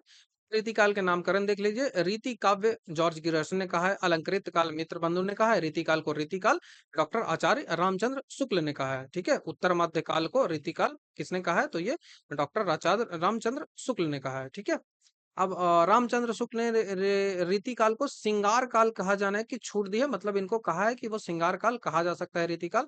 सिंगार काल विश्वनाथ प्रसाद मिश्र ने कहा है, और काल काल डॉक्टर शंकर सला रसाल ने कहा है। ठीक है, राधा राधा बोल रहा हूँ, साधारणीकरण विभावदी का ही नहीं बल्कि अस्थाई भाव का भी होता है। तो यह कथन अभिनव गुप्त का है। साधारणीकरण से संबंधित जो सवाल है वो पूछे जाएंगे, क्योंकि ये काव्य शास्त्र के अंतर्गत आते हैं। ठीक है, काव्य शास्त्र के अंतर्गत ये आते हैं, इस कारण से पूछे जा सकते हैं। सामाजिक को होने वाली रसानुभूति पर सर्वप्रथम किसने विचार किया था? तो ये भट्ट नायक ने दिया था। तो ऑप्शन नंबर ए हमारा यहाँ से आंसर बन जाएगा। अभिधा का आश्रय लेते हुए विलक्षण अर्थ की सिद्धि किस शब्द शक्ति का है? तो शाब्दी व्यंजना का है। अभिधा लक्षणा व्यंजना दो प्रकार की होती है, तीन प्रकार की शब्द शक्ति होती है। शब्द शक्ति कहने का मतलब कि शब्दों को अर्थ व्यक्त करने की उसकी जो शक्ति होती है उसे शब्द शक्ति कहते हैं। शब्द शक्ति के तीन भेद होते हैं, अभिधा लक्षणा और व्यंजना। व्यंजना जो होती है वो दो पार्ट में बढ़ती है, आर्थी व्यंजना और शाब्दी व्यंजना। तो अभिधा का आश्रय लेते हुए जब विलक्षण अर्थों की सिद्धि करनी होती है तो वो शाब्दी व्यंजना होती है। ठीक है, वो शाब्दी व्यंजना होती है। ध्वनि सिद्धांत के अनुसार काव्य के कितने भेद होते हैं? तो ध्वनि सिद्धांत के अनुसार काव्य के तीन भेद होते हैं। कौन कौन से? तो ध्वनि काव्य, गुणीभूत व्यंकरण और चित्र काव्य। इसी तरह से शब्द शक्तियों के आधार पर ध्वनि के भेद जो होते हैं वो तीन, अभिधा मूलक और लक्षणा मूलक। ठीक है, किस विदेशी विद्वान ने हिंदी का व्याकरण सबसे पहले लिखा था? तो जोथुआ केटलर। जोथुआ केटलर ने सबसे पहले फ्रांस में लिखा गया था, फ्रेंच में, फ्रेंच में लिखा गया था हिंदी साहित्य का पहला इतिहास। खेल कौन लिखा था? तो वो जॉर्ज गियर्सन ने लिखा था। साकेत और यशोधरा प्रबंध काव्यों में कावत्व का तो पूरा विकास है, लेकिन प्रबंध की कमी यहाँ पे दिखती है। ठीक है, साकेत और यशोधरा है, इसमें काव्यत्व मतलब कविता से जो रिलेटेड होती है उसका तो पूरा तरह से विकास हुआ है, लेकिन प्रबंध काव्य की कमी इसमें मिलती है, मतलब ये मुक्तक काव्य की ओर झुका हुआ ज्यादा मिलता है। तो ये रामचंद्र शुक्ल का ये कथन है। तो ऑप्शन नंबर सी हमारे से आंसर हो जाएगा। तुम भूख तुम भूल गए पुरुषत्व मोह में कुछ सत्ता है नारी की। तुम भूल गए पुरुषत्व मोह में कुछ सत्ता है नारी की। यह जो कथन है वो कामायनी में लिखी गई है। तो ये जयशंकर प्रसाद की हो जाएगी। ठीक है, परिवर्तन कविता पंत के किस कविता संग्रह में शामिल है? तो पल्लव में जो सुमित्रा नंदन पंत की जो कविता है परिवर्तन वो शामिल की गई है। संविधान की किस अनुच्छेद संविधान में हिंदी को संघ की राज्यभाषा और देवनागरी लिपि को बनाया गया था कि जो हिंदी का जो देवनागरी लिपि है वही हमारी राज्यभाषा है, वो 1949 में बनाया गया था। ठीक है, यही याद रखना है। नेक्स्ट है कि बटन रोज उपन्यास में, ये इंपॉर्टेंट नहीं है। प्रतिभैव च कविना व्याकरणम कार्यनम मान्यता किसकी है? तो ये हेमचंद्र की है। तो इस तरह के पूछे गए हैं, इस तरह से, इस कारण से मैं यहाँ पे बता रहा हूँ इनको, क्योंकि इस तरह के जो प्रश्न है वो पूछे गए हैं। समग्र भक्तिकालीन काव्य का कौन सी विशेषता लागू नहीं होती है? तो अहंकार का त्याग नहीं होती है, अवतार में विश्वास है, जाति प्रथा का निषेध है, ईश्वरीय लीला है। ठीक है, अब हम 41वें नंबर सवाल की ओर बढ़ते हैं। 41वां नंबर सवाल है, कलाधर उपन्यास में रचनाकार कौन है? तो ये जयशंकर प्रसाद है। इनके तीन उपन्यासें हैं, मैंने ऑलरेडी आपको बता दिया है, फिर से नहीं बताऊंगा। अग्निपथ को पार चंदन चांदनी का देश किसकी पंक्ति है? तो ये महादेवी वर्मा है। अग्निपथ के पार चंदन चांदनी का देश, यह पंक्ति किसकी है? तो महादेवी वर्मा की है। ठीक है, महादेवी वर्मा की है। यह दीप शिखा काव्य में संकलित की गई है, दीप शिखा। इसमें कोई संदेह नहीं कि कबीर को राम राम नाम रामानंद जी से ही प्राप्त हुआ था, उनके गुरु से ही प्राप्त हुआ था, पर आगे चल के जो कबीर के राम थे वो रामानंद के राम से भिन्न हो गए थे, यह आचार्य रामचंद्र शुक्ल का कहना है। ठीक है। 46वां नंबर का सवाल है कि सूफी काव्य पद्धति का अंतिम ग्रंथ किसको माना जाता है? तो इंद्रावती को माना जाता है, इंद्रावती। ठीक है। अब हम नेक्स्ट सवाल की ओर बढ़ते हैं। 50वां नंबर का, इस संबंध में इसके अतिरिक्त और कुछ कहने की जगह नहीं है कि पूरा ग्रंथ वास्तव में जाली है। तो ये पृथ्वीराज रासो के विषयक में यह किसने कहा है? तो डॉक्टर रामचंद्र शुक्ल ने कहा है। ठीक है। शंकराचार्य के बाद इतना प्रभावशाली और इतना महिमा मनवित महापुरुष भारतवर्ष में कोई दूसरा नहीं हुआ है। यह हजारी प्रसाद द्विवेदी कहते हैं किसके बारे में? तो गोरखनाथ के बारे में। ठीक है, गोरखनाथ के बारे में। गोस्वामी तुलसीदास किनके मिलने वृंदावन गए थे? तो नाभादास से मिलने वो वृंदावन गए थे। किससे मिलने? तो नाभादास। तुलसी जी के संबंध में नाभादास जी का प्रसिद्ध छप्य है, यह है। ठीक है। आचार्य शुक्ल की चिंतात्मक मान्यताओं का प्रबल समर्थक माने जाते हैं, तो रामविलास शर्मा माने जाते हैं। भारतीय संविधान के किस भाग में राजभाषा संबंधित प्रावधान किए गए हैं? तो राजभाषा संबंधित प्रावधान भाग 17 में और 6.5 में। ठीक है। उसके बाद आपका सवाल है कि संविधान के किस अनुच्छेद के अनुसार संघ का राजभाषा देवनागरी हिंदी है? तो वो 343(1) के अनुसार। तो उदंत मार्तंडे हिंदी की सबसे पहली पत्रिका है, तो ये आपको याद रखना है। उदंत मार्तंडे शाब्दिक अर्थ होता है समाचार। हिंदी का पहला पत्र यह है। साप्ताहिक पत्रिका थी। इसका जो प्रकाशन हुआ था वो कलकत्ता से हुआ था। जुगल किशोर के द्वारा किया गया था, जुगल किशोर के द्वारा, ये याद रखिएगा। बस इतना ही पूछा जाता है यहाँ से। माता पिता जग जाई, त्यों जी विदहु न लिखियो, कुछ भाई भलाई। तुलसीदास की यह कृति है, वो कवितावली की है। ठीक है, कवितावली। पूरा नहीं याद रखना है, थोड़ा सा याद रखिएगा, क्वेश्चन बन जाएगा। किस आचार्य ने रस निस्मति की व्याख्या में चित्र चित्र तुरंग न्याय की अवधारणा दी है? चित्र तुरंग न्याय की रस में दी है, तो ये शंकुक ने दी है। किसने? शंकुक ने दी है। महादेवी वर्मा का संस्मरण या रेखा चित्र है, कौन सा है? तो वन तुलसी की गंध, वन तुलसी की गंध। ठीक है। उसके बाद आपसे पूछा जाए कि धिक आए तुम यूं अनाहुत, धो दिया श्रेष्ठ कुल धर्म धुत, राम में नहीं काम में सुत कहलाए। यह पंक्ति जो है वो तुलसीदास की है, यह पंक्ति तुलसीदास की है। नेक्स्ट जो हमारा सवाल है कि दैत्वावाद, ये जीके में भी आ जाएगा। दैत्वावाद वैष्णव सुतारा के माधवाचार्य थे। ठीक है। रस पंचाध्याय के रचयिता कौन है? रस पंचाध्याय किताब याद रखें, नंददास थे, नंददास। गोरख जगाए जोग और भक्ति भगाए भोग, यह तुलसीदास के द्वारा लिखा गया है। इंपॉर्टेंट है, तुलसीदास के द्वारा लिखा गया है। राजभाषा संबंधित प्रावधानों की दृष्टि से कौन सा विकल्प दृष्टि से सही नहीं है? ठीक है। तो सही आ जाएगा राष्ट्रपति का आदेश राजभाषा के संदर्भ में 1960 में मिला था, राजभाषा नियम 1976 में, राजभाषा अधिनियम 1963 में, और राजभाषा संकल्प जो है वो 1965 नहीं है, गलत हो जाएगा। तो राष्ट्रपति का आदेश कब मिला था? तो 1960 आदेश 1960 में, राजभाषा अधिनियम 1963 में आया, राजभाषा नियम 1976 में, और राजभाषा नियम 1976 में हिंदी के अनुमानित ज्ञान के आधार पर देश के राज्य और संघ शासित प्रदेशों को 3 क्षेत्रों में बांट दिया गया था, क, ख और ग। इतना याद रखें। राजभाषा जो संकल्प आया था वो 1968 ईस्वी में आया था। संविधान संशोधन विधेयक 2011 के द्वारा भी इसमें कुछ संशोधन किया गया है। सच है कला निसर्ग मुक्त है, नियति रचित नियमों से, न तो नीति सेविकों न तो चाटिका की किसी दर्शन, किंतु किंतु कौन है ज्ञान नहीं सौरभ, जिसके फूलों का कला लोक पर घिरे व्योमंडल में मंडराता है। ये पूरी लंबी पंक्ति है, तो ये दिनकर की है। इतना लंबा तो आपको याद नहीं होगा, तो सच है कला निसर्ग मुक्त है, इतना याद रखिएगा तो बन जाएगा। ठीक है। तार सप्तक मैंने बताया था, तो तार सप्तक में केदारनाथ नहीं है। तार सप्तक में 7 कवि आते हैं, 43 में ये छपा था। सच्चिदानंद हीरानंद वात्स्यायन हो जाएगा, रामविलास शर्मा हो जाएगा। उसके बाद गजानन माधव मुक्तिबोध हो जाएगा, प्रभाकर हो जाएगा, नेमी चंद्र हो जाएगा, गिरजा कुमार माथुर हो जाएगा, और भारत भूषण अग्रवाल हो जाएगा। चांसेस कम है इस तरह के प्रश्न पूछने के, लेकिन यदि पूछ लिया जाए, चूंकि काफी काफी इंपॉर्टेंट है। ठीक है। नेक्स्ट जो सवाल है हमारा कौन सा है, तो देख लेते हैं। जो इम्पोर्टेंट है, अष्टछाप के कवियों में सम्मिलित नहीं है, वही चीज पूछा जा रहा है। तो नहीं कौन है? तो स्वामी हरिदास नहीं है, अभी बता दिया था मैंने। अष्टछाप के कवि जो है उनकी स्थापना 1565 में की गई थी, ये याद रखिएगा। 1565 में किसके द्वारा की गई थी? विठल दास के द्वारा की गई थी। तो विठल दास के इसमें विठल दास के 3 शिष्य, 4 शिष्य इसमें है, कुंभन दास, सूरदास, परमानंद और कृष्णदास। ठीक है, ये विठल दास के हो गए। और विठल दास के शिष्यों में विठल दास के शिष्यों में चतुर्भा दास हो गया, नंद दास हो गया और चित स्वामी हो गया और गोविंद दास हो गया। ये पूरे के पूरे 8 जो है इनको बोला जाता है, इनको बोला जाएगा क्या?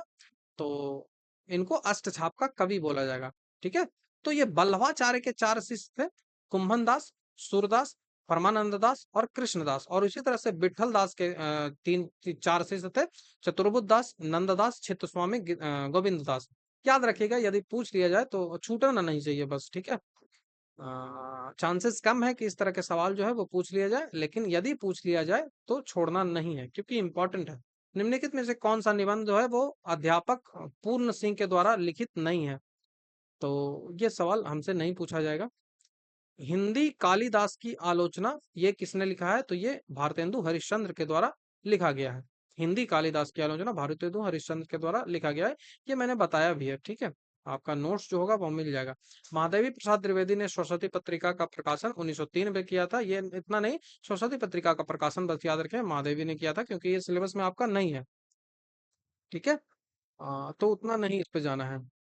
अब हम नेक्स्ट क्वेश्चन की ओर बढ़ते हैं कि चीर दग्ध दुखी यह वसुधा, आलोक मांगती तब भी, तुम तुहिन बरस दो कन कन, यह पागल सोए तब भी। प्रस्तुत पंक्तियां किसकी है? तो यह जयशंकर प्रसाद की है। तो ऑप्शन नंबर डी हमारा यहाँ से आंसर बन जाएगा। तुमको पीड़ा में ढूंढो, तुमको ढूंढेगी पीड़ा, यह पंक्ति महादेवी वर्मा की है। तो ऑप्शन नंबर ए हमारा यहाँ से आंसर बन जाएगा। ठीक है, ऑप्शन नंबर ए। निम्नलिखित में से किसको मानवर सिंह ने नई कहानी की पहली कृति मानी है? तो परिंदे को। परिंदे आपको पढ़ना है, इसलिए मैंने बता दिया। मानवर सिंह ने इन्हें हिंदी की पहली कृति मानी है, नई हिंदी की पहली कृति। गोदान में कौन सा नारी पात्र है? तो शोभा। ठीक है, शोभा और रूपा जो थे वो होरी और धनिया के 2 बेटियां थी, और कुंवर उनका बेटा था, और 3 उनके पुत्र थे, वो मर गए थे। ठीक है, तो यहाँ से अब तो कोई सवाल बचता नहीं। तो हमने 3 सेट तक खत्म कर लिया। अब हम 4वें सेट के 100 सवाल को देखेंगे। हमको देखना है कि माइकल मधुसूदन दत्त के द्वारा मेघनाथ वध का जो अनुवाद है उसका किया गया है। तो ये मैथिली शरण गुप्त ने अनुवाद किया है। जैसे मेघनाथ वध जो है वो किसके द्वारा लिखा गया है? तो ये मेघनाथ वध माइकल मधुसूदन के द्वारा किया गया है। और इसका अनुवाद किसने किया है हिंदी में? तो ये मैथिली शरण गुप्त ने किया है। आ कहानी से नहीं है, किसका संबंध आ कहानी से नहीं है? तो निर्मल वर्मा का है। चूंकि निर्मल वर्मा आपको पढ़ना है, थोड़ा सा देख लेते हैं। निर्मल वर्मा नई कहानी से संबंधित है। ठीक है, नई कहानी से संबंधित ये हो जाएंगे। यहाँ तो इसको नहीं पढ़ना है, आपको यहाँ पढ़ना है कि हिंदी साहित्य की भूमिका के लेखक कौन है? तो आचार्य हजारी प्रसाद द्विवेदी। एक ही क्वेश्चन में मैं इसको देख लूंगा, जितने भी किताबें हिंदी साहित्य से रिलेटेड है ना, तो वो क्लियर वहीं पे हो जाएंगे। हिंदी साहित्य के इतिहास का लेखन सर्वप्रथम किस भाषा में हुआ था? तो फ्रेंच में मैंने बता दिया, गार्सा द तासी के द्वारा किया गया था। गार्सा द तासी के द्वारा किया गया था, ये आपको याद रखना है। ठीक है, नेक्स्ट क्वेश्चन है कि अपभ्रंश प्रभावित हिंदी रचना कौन सी है? तो भरतेश्वर बाहु बलिरास। भरतेश्वर बाहु बलिरास अपभ्रंश प्रभावित हिंदी रचना है। ठीक है, नेक्स्ट जो सवाल है वो है कि आलाखंड पता ही होता है सबको, परमाल रासो उत्तर प्रदेश का जो है बुंदेलखंड, उस एरिया में ये गाया जाता है। ठीक है, उधो और अ, आल्हा और उदल 2 भाई थे ना, उनके बारे में ये है। सोहत ओढ़े पीत पटु श्याम सैलन, गात मनहु नीलमणि शैल पर आपतु परियो प्रभात। उक्त दोहे में अलंकार बताना है, और प्रेक्षा अलंकार। चूंकि पीवाईक्यू है तो इसको याद रख लीजिए, में भी पूछ लिया जाए। परिभाषित शब्दों का अर्थ किस शब्द शक्ति में रहता है? तो अविधा में। नॉर्मल है, उसके बाद लक्षण आता है, फिर व्यंजन आता है। संविधान के किस अनुच्छेद के तहत भाषा का कोई भी नागरिक किसी भी भाषा को आवेदन दे सकता है? तो 350 में दे सकता है। कालक्रम अनुसार बताना है, तो भामा सबसे पहले आएंगे, दंडी उसके बाद आएंगे, आनंदवर्धन आएंगे, तब मम्मट आएंगे। इनकी काल इस प्रकार से है। भामा जो है वो 6ठी शताब्दी का है। इनकी किताब जो है वो काव्य अलंकार है। दंडी जो है वो 7वीं शताब्दी के, इनका काव्य जो है वो काव्य दर्शन है, ये याद रखिएगा। काव्य अलंकार भामका, काव्य दर्शन दंडी का। आनंद वर्धन जो है वो 9वीं शताब्दी से संबंधित है, और इनका जो ग्रंथ है वो ध्वन्यालोक है, ध्वनि से संबंधित। उसके बाद आचार्य मम्मट जो है वो 11वीं शताब्दी का, और काव्य प्रकाश इनकी रचना है। ठीक है, इनकी रचना काव्य प्रकाश है। अब नेक्स्ट जो है वो हमारा सवाल है कि निम्नलिखित में से किस लक्षणा को अजहर्थ स्वार्थ लक्षणा भी कहते हैं? तो आपादान लक्षणा को ये कहते हैं, आपादान लक्षणा। विद्वानों के द्वारा रीतिकाल का नामकरण के संबंध में लिखा गया है, तो आप सीधा सा याद रख लो कि रीतिकाल किसने कहा है? जॉर्ज गियर्सन ने। कला काल किसने कहा है? तो डॉक्टर रामशंकर शुक्ल ने। अंधकार काल कहा है त्रिलोचन ने। अलंकृत काल कहा है मित्रबंधु ने। रीतिकाल कहा है रामचंद्र शुक्ल ने। श्रृंगार काल कहा है विश्वनाथ प्रसाद मिश्र ने। गोरखनाथ रचनाओं को सांप्रदायिक कहकर साहित्य से बहिष्कृत करने वाला विद्वान कौन है? तो आचार्य रामचंद्र शुक्ल है। ठीक है। हिंदी साहित्य में छंदों का राजा किसे कहा जाता है? तो चंद्रबरदई पृथ्वीराज रासो के कारण। ठीक है। नामवर सिंह ने चंद्रबरदई को छंदों का राजा कहा है, तो ये नामवर सिंह ने कहा है। इसके स्टेटमेंट पूछे जाते हैं, तो याद रखिएगा। संत काव्य धारा में सबसे शिक्षित संत कौन थे? तो सुरंदर दास। सुरंदर दास। रासो शब्द की उत्पत्ति रसायन से हुई है, आचार्य रामचंद्र शुक्ल का यह मानना है। कई लेखक अलग अलग मानते हैं, लेकिन हमें यही जानना है क्योंकि हमारे सिलेबस में यही दिया गया है। प्रकाशन वर्ष के अनुसार सुरकांत त्रिपाठी निराला की निम्नलिखित रचनाओं का सही क्रम आपको बताना है। तो गीतिका, गीतिका सबसे पहले हो जाएगा। इसका प्रकाशन 1936 में हुआ। अ, अनीमा का प्रकाशन 43 में हुआ। अर्चना का प्रकाशन 50 में हुआ, और आराधना का प्रकाशन 1953 में हुआ। निम्नलिखित में से कौन सा सुमेलित नहीं है? याद रखिएगा। तो सुमेलित है हिंदी साहित्य की भूमिका हजारी प्रसाद द्विवेदी ने लिखी है। हिंदी साहित्य का आलोचनात्मक इतिहास राम कुमार वर्मा ने लिखी है। और हिंदी साहित्य का दूसरा इतिहास बख्शन सिंह ने लिखा है। और हिंदी साहित्य का वैज्ञानिक इतिहास गणपति चंद्र गुप्त ने लिखा है। हिंदी साहित्य का इतिहास जो है वो लिखा है आचार्य रामचंद्र शुक्ल ने। और हिंदी साहित्य का बृहद इतिहास जो है वो डॉक्टर नागेंद्र ने लिखा है। तो ये इस तरह से आपको पूछा जाएगा। उत्तर भारत की संत परंपरा परशुराम चतुर्वेदी ने लिखा है। विद्यापति की पदावली में वर्णित मुख्य विषय का है? तो राजनीतिक द्वंद्व और व्यय संधि मुख्य इनके है। ठीक है। मलिक मोहम्मद जैसी की प्रेम कविता हिंदी साहित्य के इतिहास का काल विभाजन और नामकरण करते हुए साहित्योत्तर इतिहास बताया है। इसको किसने? तो जॉर्ज ग्रियर्सन ने बताया है। निम्नलिखित में से किस भाषा का विकास बड़ाचल वर्ण से हुआ है? तो सिंधी भाषा का विकास हुआ है उससे। ठीक है। निम्नलिखित में से कौन सी सुमेलित नहीं है? तो कीर्तिलता विद्यापति के द्वारा की गई सुमेलित है। विनय पत्रिका तुलसीदास के द्वारा। ठाकुर ठसक हमको नहीं याद रखना है, ये भी याद नहीं रखना है। ठीक है। हनम है इसक मस्ताना, हमन को होशियारी क्या। यह कबीरदास की पंक्ति है। हमन है इसक मस्ताना, हमन को होशियारी का, यह कबीरदास की है। ठीक है। अब है कौन सी? अब हमारा है परिंदे। ठीक है। यहाँ से परिंदे याद रख लो 1958 में। परिंदे 1958 नहीं, यहाँ से आप याद रख लो परिंदे का 1956 में प्रकाशन हुआ था। ये इंपॉर्टेंट है क्योंकि यही आपका सिलेबस में है। बाकी ईदी का याद रख सकते हो 33 में प्रेमचंद, उतना जरूरी नहीं है। आकाश दीपक उतना जरूरी ये सब नहीं है। ठीक है। हम जो इम्पोर्टेंट है उसी को देखेंगे। निम्नलिखित में से कौन सा निबंध रामचंद्र शुक्ल के द्वारा रचित नहीं है? तो रसात्मक बोध के विविध रूप उनके द्वारा है। ये उतना मतलब पूछा नहीं जा सकता, लेकिन आप देख लीजिए एक बार वीडियो पॉज करके। किस आचार्य ने शक्ति लोक व्यवहार व्यवहारादि से प्राप्त निपुणता तथा काव्यांगों की शिक्षा प्राप्त कर लिया गया अभ्यास को काव्य हेतु माना है? तो इसको मम्मट ने माना है, आचार्य मम्मट ने। ठीक है, आचार्य मम्मट। निम्नलिखित में से कौन सा क्रांतिकारी कविताओं में सम्मिलित नहीं है? तो वीरों का कैसा वसंत हो, यह सुमित्रा नंदन पंत के द्वारा नहीं लिखा गया है, यह सुभद्रा कुमारी चौहान के द्वारा लिखा गया है। ठीक है। हिमाद्री तुंग श्रृंग ये जयशंकर प्रसाद के द्वारा लिखा गया है, तो ये याद रखिएगा। निम्नलिखित विचारधाराओं में उनके संबंध लेखकों के साथ सुमेलित कौन सा नहीं है, ये आपको बताना है। तो आपको उत्तर आधुनिकता रोलो बॉर्थ ने किया है। मार्क्सवाद एंगले ने किया है। अस्तित्ववादक फ्लॉफर है। मनोवादी विश्लेषक यूंग है। इतना इंपॉर्टेंट नहीं है, लेकिन कर लीजिए। तात्विक दृष्टि से ना तो हम इसे कबीर मतलब इन्हें मतलब कबीर को पूरा अद्वैतवादी कह सकते हैं, और ना ही एकेश्वरवादी। कबीर के संबंध में यह कथन जो है वो रामचंद्र शुक्ल का है। ठीक है।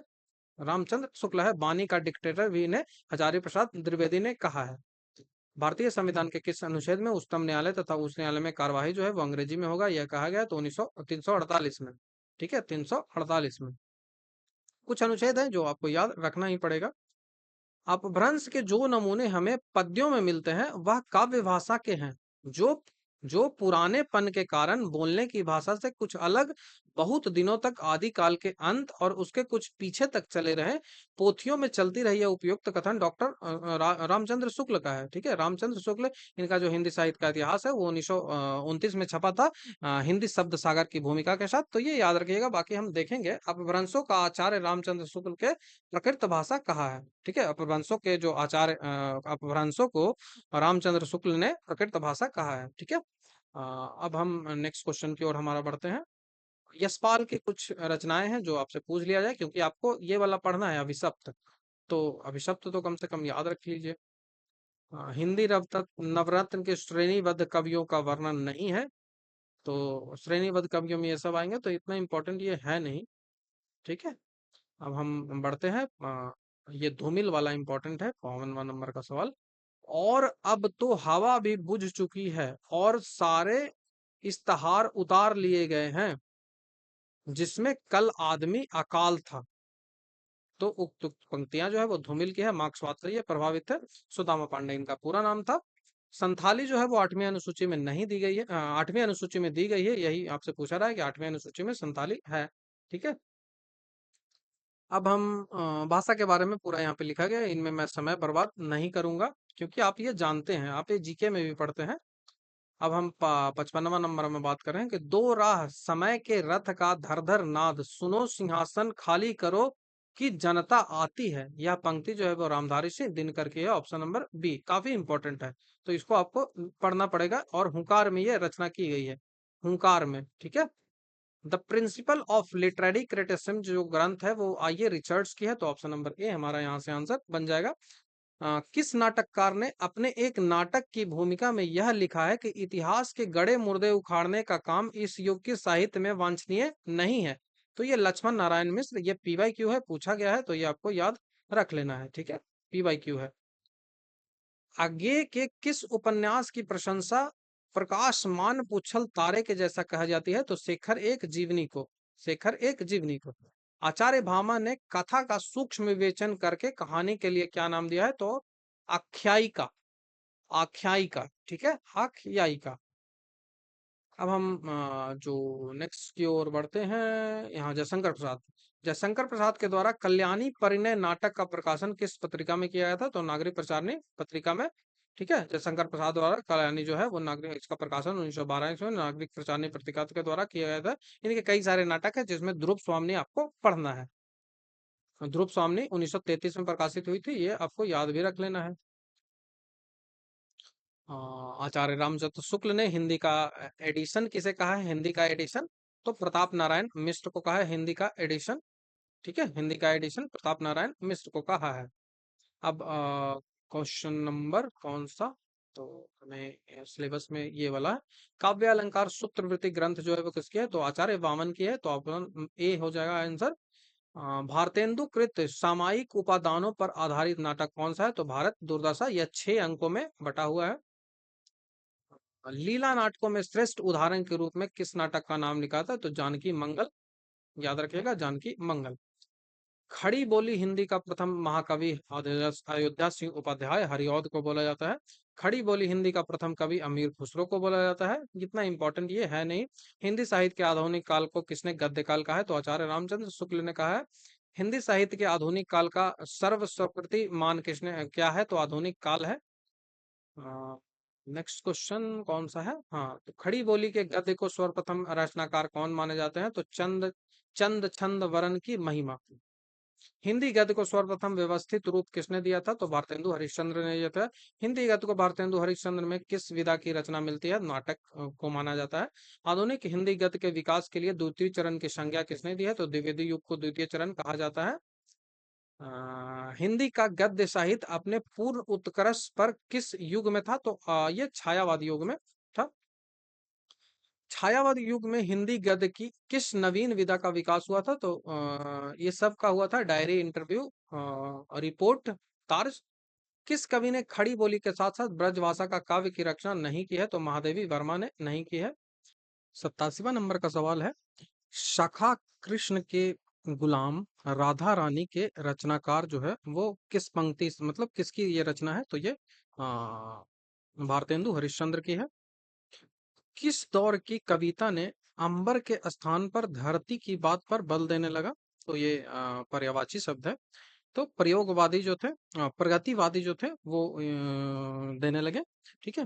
भारतेंदु हरिश्चंद्र शीर्षक से जीवनी किसने लिखा था? तो यह जो सवाल है इसका ब्रजरतन दास हो जाएगा। ऑप्शन नंबर डी, ब्रजरतन दास। ठीक है। नेक्स्ट सवाल है कि छोड़ द्रुमों की मृदा छाया तोड़ प्रकृति से भी माया बाले, तेरे बाल जाल में कैसे उलझा दूं लोचन। यह जो पंक्तियां हैं वो सुमित्रा नंदन पंत की है। तो पंक्तियों पर थोड़ा सा ध्यान देना पड़ेगा। काम मंगल से मंडिता श्रेय सर्ग इच्छा का है, परिणात तिरस्कृत कर उसको तुम भूल बनाते हो असफल भाव धाम। यह जो पंक्ति है वो जयशंकर प्रसाद की कामायनी में लिखी गई है।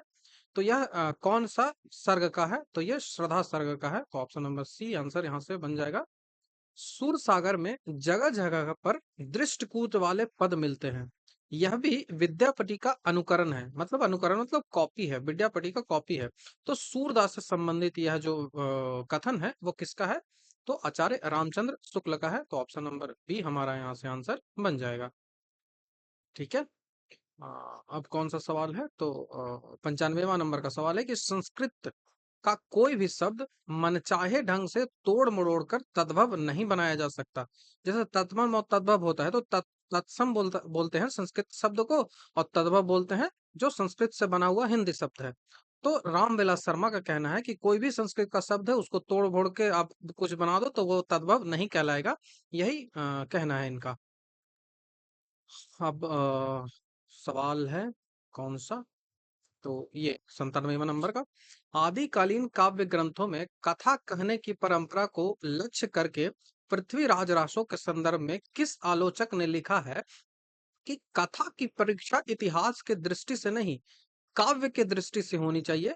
पुरानी कथाएं काव्य ही अधिक है, इतिहास से एकदम नहीं है। ठीक है, वो काव्य अधिक है। ये हजारी प्रसाद द्विवेदी का कहना है, पृथ्वीराज रासो के द्वारा, जो कि चंद्रबरदई के द्वारा लिखा गया है। आचार्य हजारी प्रसाद द्विवेदी के अनुसार 14वीं 15वीं शताब्दी में हिंदुओं, मुसलमानों और सामंत शहरों सेनाओं के जो सिपाही और लड़ाइयों का जीवंत और यथार्थ जो विवरण है वो किसमें हुआ है? तो कीर्ति लता में हुआ है। कीर्ति लता। ठीक है, कीर्ति लता, कीर्ति पताका, यह सब आप जानते होंगे। कीर्ति लता में हुआ है। आधुनिक नारी अब अपनी पूरी गरिमा, देह संपदा और वास्तविक सम्मान के साथ आई है। औरत अब और औरतें अब औरत है, और औरतें अब औरत है, वे झूठी सती या वेश्या नहीं है। इसलिए नई कहानी जो है वो खलनायकों से शून्य है। यह कथन कमलेश्वर का है। तो कमलेश्वर याद रखिएगा क्योंकि आपके सिलेबस में है। बल्लवाचार्य ने जिस कृष्ण भक्ति को प्रतिष्ठा किया है, उनका जो दर्शन है वो बल्लवाचार्य का वो शुद्ध द्वैतवाद दर्शन है। तो ऑप्शन नंबर सी यहाँ से आंसर बन जाएगा। तो यहाँ हमने क्या देखा? यहाँ हमने 4 सेट देखे, जिनमें पर सेट में हमने 100 क्वेश्चंस देखा, और 4 सेट देखे तो टोटल 400 हमने क्वेश्चंस देख लिया। लेकिन मैंने बोला कि अभी हम 900 क्वेश्चन देखेंगे, तो 500 क्वेश्चंस हम अब वन लाइनर देखेंगे जो इंपॉर्टेंट होगा। ये सारे जो क्वेश्चन है वो प्रीवियस ईयर में पूछे गए हैं, पीवाईक्यू है, और जो हमारे सिलेबस में दिया गया है उसको हम यहाँ पे करेंगे। तो चलिए अब हम वन लाइनर की ओर बढ़ते हैं। प्रथम विश्व हिंदी सम्मेलन कहाँ हुआ था? तो मॉरिशस में हुआ था। हिंदी का आदि कवि किसे माना जाता है? तो स्वयंभू को माना जाता है। स्वयंभू को हिंदी का आदि कवि माना जाता है। हिंदी का प्रथम उपन्यास कौन सा है? तो परीक्षा गुरु है, श्रीनिवास दास के द्वारा लिखा गया है। किस रचना को छायावाद का मैनिफेस्टो कहा जाता है? तो पल्लव। पल्लव जो रचना है उसको छायावाद का मैनिफेस्टो कहा जाता है। मोरपक सिर ऊपर रखा हूं, गूंज की मार गले पहिरोगी। यह जो पंक्ति है वो रसखान का है। तो इंपॉर्टेंट है, आपको याद रखना पड़ेगा। हिंदी के प्रथम कवि कौन है? तो सिद्ध सरहपा जो है वो हिंदी के प्रथम कवि कहलाते हैं। सरहपा, कर्णहपा, ये सब जो है ना, सरहपा। तो हिंदी के प्रथम गद्यकार कौन है? गद्य मतलब कहानियां जो हो गई, तो लल्लू लाल, श्री लल्लू लाल को बोला जाता है। उसके बाद है कि हिंदी का सर्वप्रथम गीत लेखक कौन है? जो कविताओं को गीत में लिखता था, तो गीत लेखक कौन है? तो विद्यापति हो जाएगा। हिंदी के सर्वप्रथम प्रकाशित पत्र का नाम उदंत मार्तंड था, मैंने बता दिया है, इसके बारे में काफी डिटेल से। अतीत के चलचित्र के रचयिता महादेवी वर्मा है। अतीत के चलचित्र के रचयिता महादेवी वर्मा। अपभ्रंश का वाल्मीकि किसे कहा जाता है? तो स्वयंभू को कहा जाता है। स्वयंभू को अभी मैंने और देखा क्या कहा जाता है, तो पहला ही क्वेश्चन था कि हिंदी का आदि कवि भी स्वयंभू को कहा जाता है। अपभ्रंश भाषा के प्रथम व्याकरणाचार्य कौन है? ग्रामेरियन, तो वो हेमचंद्र हो जाएंगे अपभ्रंश, क्योंकि अपभ्रंश आपको पढ़ना है। अपभ्रंश में कृष्ण काव्य के प्रणेता कौन है? कृष्ण काव्य को मतलब कौन पायोनर बोल सकते हो, कौन इसको आगे बढ़ाया था, मतलब आगे रहने वाला? तो पुष्पदत्त थे अपभ्रंश काव्य में। अबला जीवन हाय तुम्हारी यही कहानी, आंचल में दूध है और आंखों में पानी। यह जो पंक्ति है यह यशोधरा से लिया गया है। ठीक है, यह यशोधरा की पंक्तियां। कबीर की भाषा को पंचमेल खिचड़ी किसने कहा है? तो बाबू श्याम सुंदर दास ने कहा है। ठीक है, और सतुकड़ी किसने कहा है? तो आचार्य रामचंद्र शुक्ल ने कहा है। ठीक है, आचार्य रामचंद्र शुक्ल ने। अमीर खुसरो ने किसके विकास में भूमिका निभाई थी? तो खड़ी बोली के विकास में। अवधी भाषा के सर्वाधिक लोकप्रिय महाकाव्य कौन सा है? तो रामचरितमानस है। 7 खंडों में बटा हुआ है, चौपाई में, दोहे और चौपैया में लिखा गया है। दोहे एंड चौपाई, चौपाई में लिखा गया है, तो याद रखिएगा। अष्टछाप के सर्वश्रेष्ठ भक्त कवि सूरदास कहलाते हैं। हिंदी का सबसे प्राचीन छंद कौन सा है? तो दोहा छंद सबसे प्राचीन है। आंसू जो काव्य है वो जयशंकर प्रसाद के द्वारा रचित है। आंचलिक रचनाएं में संबंधित किससे होती है? तो कोई एक विशेष क्षेत्र से होती है, जैसे हम ना हमारा मैला आंचल है। आचार्य रामचंद्र शुक्ल ने त्रिवेणी, मतलब 3 कवियों को वो कहते हैं कि वो त्रिवेणी है, तो इनमें कौन कौन है? तो सूर है, सूरदास, तुलसीदास और मल्लिक मोहम्मद जयसी। ठीक है, सूरदास, तुलसीदास, मल्लिक मोहम्मद जयसी। भारतीय आर्य भाषाओं का विकास कितने चरणों में हुआ? 3 चरणों में हुआ। काफी डिटेल से मैंने आपको पीडीएफ जो है वो पेड टेलीग्राम में अपलोड कर दिया था। आधुनिक युग की मीरा किसे कहा जाता है? तो महादेवी वर्मा को कहा जाता है। आधुनिक युग का चरण कौन है? तो रामधारी सिंह दिनकर को आधुनिक युग का चरण कहा जाता है। भारतेंदु की कविताओं की सबसे बड़ी विशेषता क्या थी? तो प्राचीन और नवीन का समन्वय उनमें देखने को मिलता था। निम्नलिखित में से किस विद्वान ने प्रकृत को मिली तथा संस्कृत को कठोर कहा है? प्रकृत को मिली तथा संस्कृत को कठोर, राजशेखर ने कहा है। तो राजशेखर काफी इंपॉर्टेंट है भारतीय काव्य शास्त्र के अनुकूल। अपभ्रंश में राम काव्य के प्रथम कवि कौन सा है? तो स्वयंभू अपभ्रंश में। और कृष्ण के कौन सा हो जाएंगे? तो मैंने अभी आपको कृष्ण के लिए बता दिया था। अपभ्रंश में कृष्ण के प्रणेता कौन थे? तो पुष्पदत्त, पुष्पदंत। और अपभ्रंश में जो राम के हो जाएंगे वो कौन हो जाएंगे? तो स्वयंभू हो जाएंगे। ईदीगाह जो है वो प्रेमचंद्र की कहानी है, तो याद रखिएगा। उसके बाद है कि भारतेंदु की कविता की सबसे बड़ी विशेषता क्या रही है? तो प्राचीन और नवीन का समन्वय है। औष्टिक भाषा समूह की भाषाओं को बोलने वालों को क्या कहा जाता है? तो किरात कहा जाता है। किरात आप याद रखिएगा। कटकटान कपि कंजुर भरी, कटकटान कपि कंजुर भारी, दूहु भंज दंड तम की महिमारी, डोलत धरनी सभा पद, सखे चले भाजी भय मातुर ग्रेस। यह पंक्ति तुलसीदास की है, तो आप याद रखिए, कटकटान कपि कंजुर भारी, इतना याद रखिएगा, हो जाएगा। ठीक है। कठिन काव्य का प्रेत किसे कहा जाता है? तो केशव दास को आचार्य रामचंद्र शुक्ल ने कहा है। कथा सम्राट प्रेमचंद्र को कहा जाता है। कबीरदास की भाषा सदुकड़ी कहा है किसे? तो आचार्य रामचंद्र शुक्ल ने इन्हें सदुकड़ी कहा है। कलम का सिपाही प्रेमचंद्र को कहा जाता है। कलम का सिपाही क्या है? तो एक जीवनी है जो प्रेमचंद्र के बेटे ने लिखा है, प्रेमचंद्र की जीवनी को। ठीक है। 53 है कि हिंदी में हिंदी साहित्य का इतिहास सबसे पहले किसने लिखा था? तो शिव सिंह सिंगर ने। इससे मित्र बंधु शिव सिंह सिंगर, इन्हीं का जो है वो मतलब यूज किया है रामचंद्र शुक्ल ने। कामायनी किस प्रकार का ग्रंथ है? तो वो एक महाकाव्य है जयशंकर प्रसाद। किस इतिहासकार ने सर्वप्रथम रीतिकालीन कवियों को सर्वाधिक परिचयात्मक विवरण दिया है? तो मित्र बंधु ने दिया है, और इन्हीं का यूज किया था आचार्य रामचंद्र शुक्ल ने। किस काल को स्वर्ण काल कहा जाता है? तो भक्ति काल को स्वर्ण काल कहा जाता है। किस छायावादी कवि ने संवाद शैली का प्रयोग किया है? तो जयशंकर प्रसाद ने संवाद शैली का प्रयोग किया है। शैली मतलब लिखने का तरीका कैसा होता है? तो संवाद मतलब एक दूसरे से बात करने वाली कहानियां ये लिखते हैं। किस देश में अधिकतम संख्या में भाषाएं बोली जाती है? तो भारत में। रामधारी सिंह दिनकर किस रस के कवि माने जाते हैं? तो वीर रस के कवि माने जाते हैं। ठीक है। नेक्स्ट सवाल है कि रामधारी सिंह दिनकर को किस रचना के लिए ज्ञानपीठ मिला था? तो उर्वशी के लिए इनको मिला था। रीति काल का वह कौन सा कवि है जो अपनी मात्र एक कृति से हिंदी साहित्य में अमर हो गया? तो बिहारी सतसई, बिहारी की जो है वो हो जाएगा। ले चल मुझे भुलाओ देकर मेरे नाविक धीरे धीरे, यह पंक्ति के रचयिता कौन है? तो जयशंकर प्रसाद हो जाएंगे। वही मनुष्य है जो मनुष्य के लिए मरे के रचयिता कौन है? तो मैथिली शरण गुप्त हो जाएंगे। वापसी जो है ये क्या है? तो वापसी कहानी है, याद रहेगा, उषा प्रिय वंदना के द्वारा लिखा गया, 1960 में प्रकाशित हुआ था। विद्यापति की जो पदावली है उसकी भाषा मैथिली है। विद्यापति की जो पदावली है उसकी भाषा मैथिली है। और कीर्ति लता और कीर्ति पताका जो है उनकी भाषा जो है वो अभट्ट हो जाएगी। ठीक है। वीर गाथा काल के सर्वश्रेष्ठ कवि कौन माने जाते हैं? तो चंद्रवरदई पृथ्वीराज रासो में इसका वर्णन किया गया है। व्यवस्था, प्रियदर्ता और विरोध का विलक्षण संयोग किस प्रयोगवादी कवि में सबसे अधिक मिलता है? तो अज्ञे, सच्चिदानंद हीरानंद वात्स्यायन अज्ञे। व्यवस्था व्यवस्था, प्रियता और विद्रोह का विलक्षण संयोग प्रयोगवादी कवि में सबसे अधिक मिलता है। तो ये सबसे पहला तो याद रखना, ये प्रयोगवादी कवि हैं। ठीक है। और इनमें समन्वय मिलता है इसका, तो अज्ञे हो जाएगा। शिव वावनी किसकी रचना है? तो यह रचना भूषण की है। भूषण वीर रस के कवि है शिव वावनी। और छत्रसाल के शिवाजी और छत्रसाल के संरक्षण में इन्होंने रहा था। ठीक है। हिंदी की पहली कहानी लेखिका कौन सा है? तो बंग महिला हो जाएगी।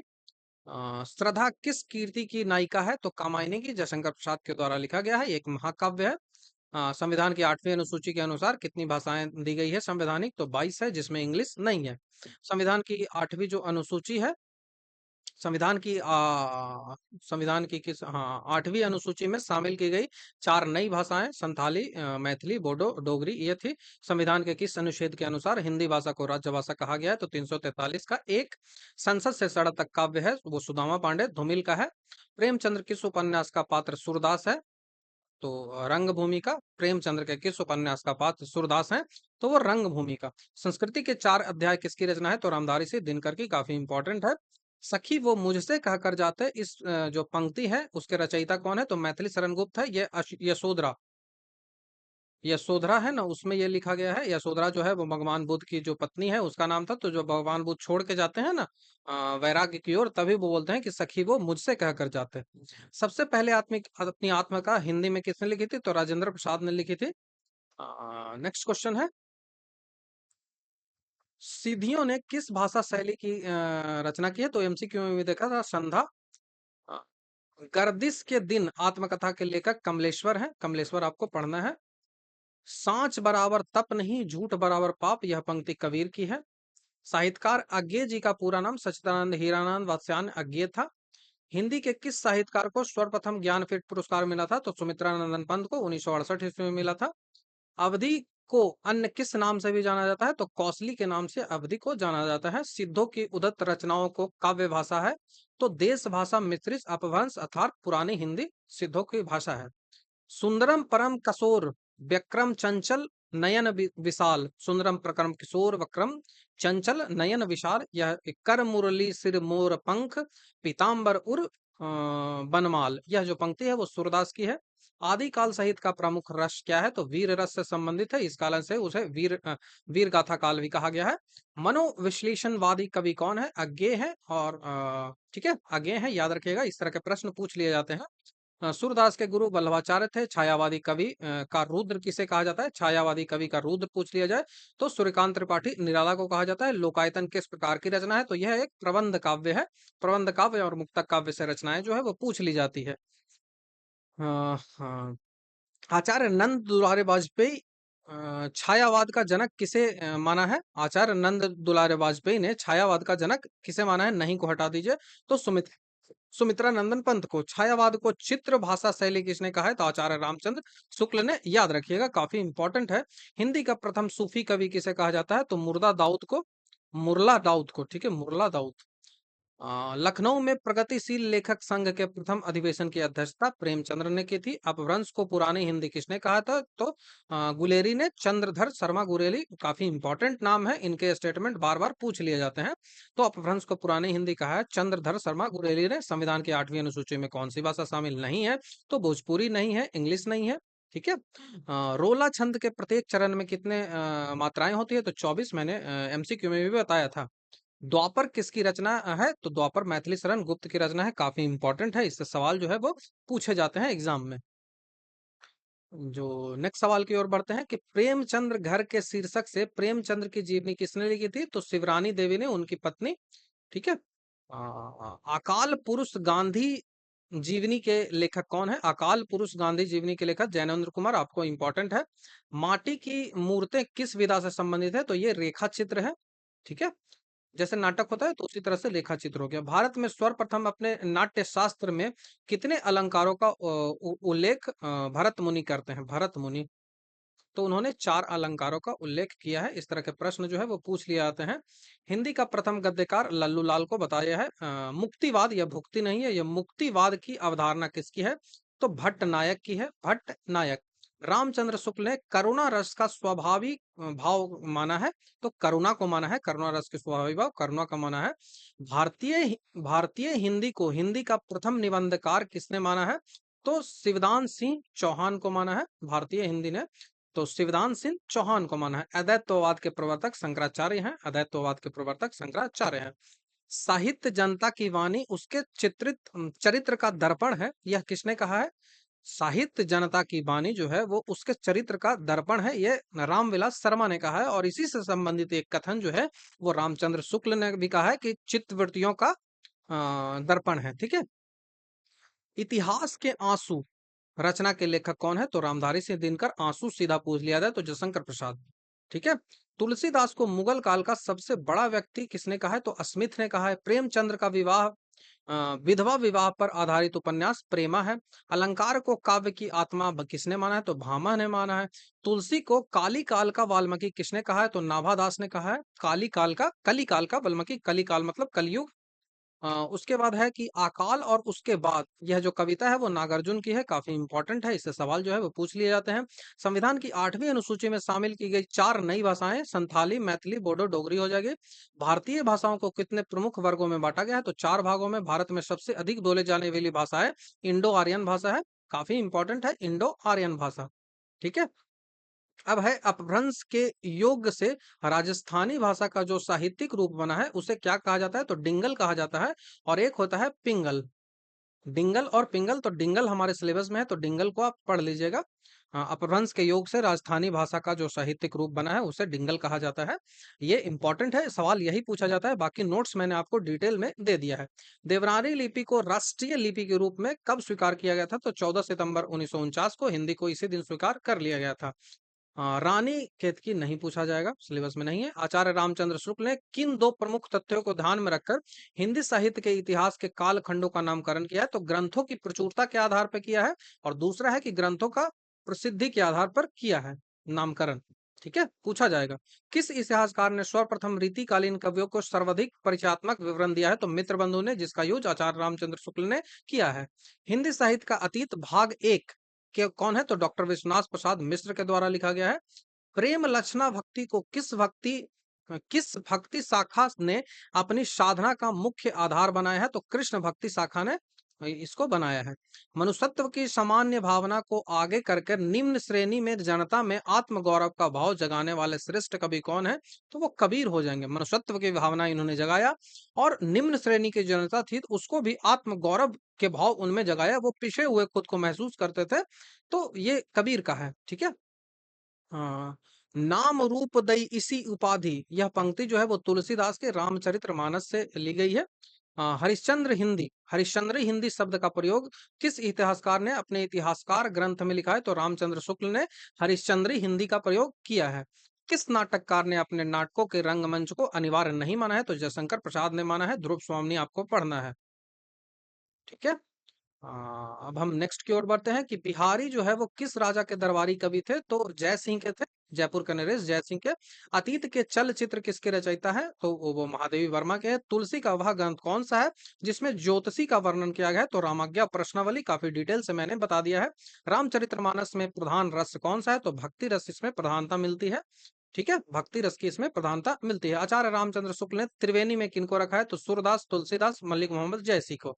आचार्य रामचंद्र शुक्ल के अनुसार इनमें से कौन ऐसा कवि है जिसका वियोग वर्णन वियोग वर्णन के लिए ही है, परिस्थिति के अनुरोध से नहीं। तो यह कबीर का है, वियोग वर्णन जो होता है वो केवल और केवल वियोग वर्णन के लिए ही है, ना कि परिस्थितियों के अनुरोध से वो ऐसा बन जाते हैं।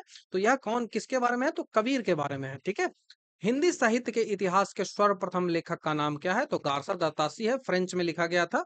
इस्तवार दलातो हिंदुस्तानी करके कविता थी, बुक थी। ठीक है। पद्मावत किसकी रचना है, तो मलिक मोहम्मद जैसी की रचना है। ठीक है। लहरे व्योम चूमती उठती, चपलाएं असंख्य नचती, यह जो पंक्ति है वो जयशंकर प्रसाद की कमायनी से ली गई है। लहरे व्योम चूमती उठती, चपलाएं असंख्य नचती। किस छायावादी कवि ने संवाद शैली का प्रयोग किया, जयशंकर प्रसाद ने, पहले भी बता चुका हूं। व्यवस्थापिका और विद्रोह का विलक्षण संयोग आगे में मिलता है, फिर से वो रिपीट होता है, और ये प्रयोगवादी कवि हैं। भारतेंदु कृत भारत दुर्दशा है, वो नाटक है। ठीक है। जो अपने अपनी जान खपाते हैं और उनका हक उन लोगों से ज्यादा है जो केवल रुपया लगाते हैं, यह कथन गोदान में किसका है, तो ये महतो का है। ठीक है। महतो का ये कथन है। ठीक है। महतो का ये कथन है।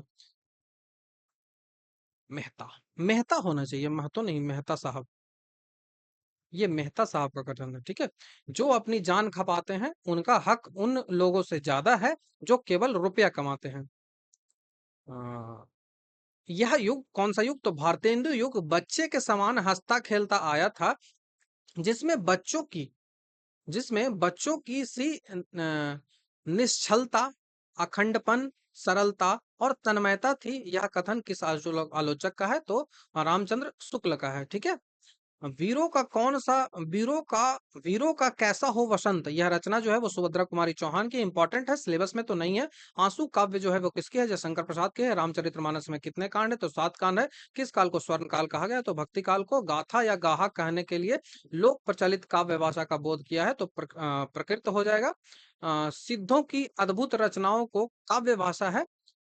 तो सिद्धों की जो रचनाएं हैं उसकी काव्य भाषा देश भाषा मिश्रित अपभ्रंश अर्थात पुरानी हिंदी है। ठीक है। अपभ्रंश भाषा के प्रथम व्याकरणाचार्य कौन है, तो हेमचंद्र हो जाएंगे।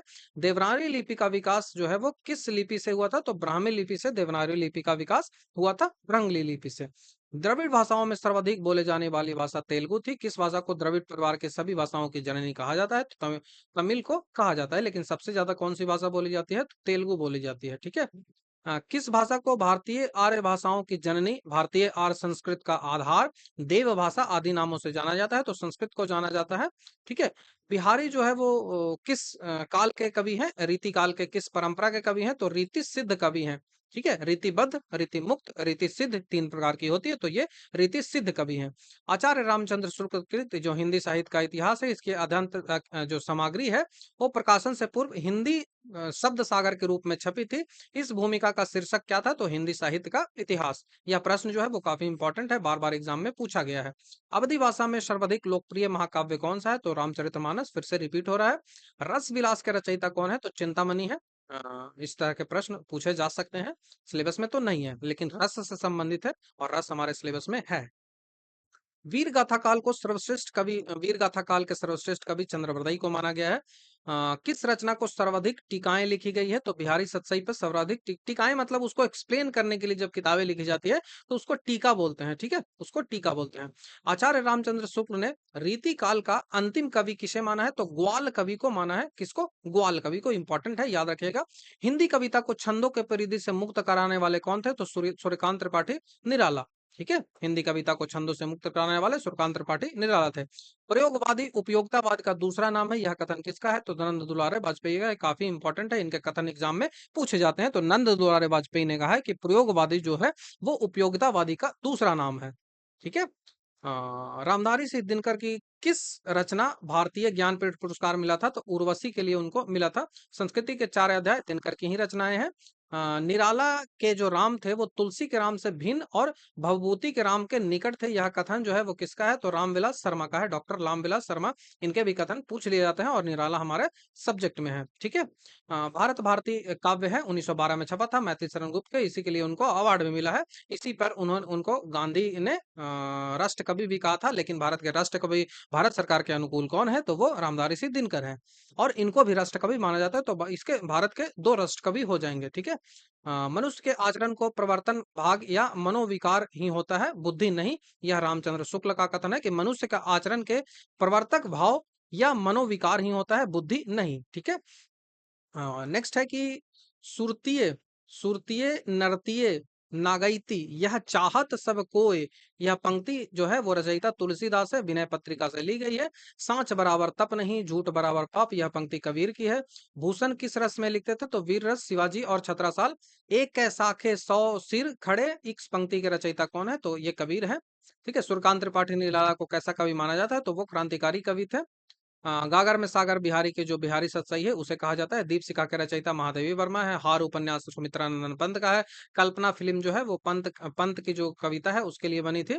पंत किस रचना को प्रकृति की चित्रशाला कहते हैं? तो पल्लव को, सुमित्रानंद पंत की जो पल्लव है उसको कहा जाता है कि ये प्रकृति की चित्रशाला है। ठीक है। सखी वो मुझसे कह कर जाते, महादेवी वर्मा की जो महादेवी वर्मा बोल रहा हूँ, मैथिली शरण गुप्त की ये रचना है। यशोधरा, यशोधरा वहां पे शायद मैंने महादेवी वर्मा बोल दिया था, तो उसको करेक्ट कर लीजिएगा, यशोधरा होगा। सबसे पहले आत्मीय आत्मकथा राजेंद्र प्रसाद बताया था। जयशंकर प्रसाद की अंतिम नाटक दुर्स्वामिनी है, काफी इंपॉर्टेंट है। काहे री नलिनी तू कुम्हलियानी, इस पंक्ति के रचयिता कौन है? तो कबीर है।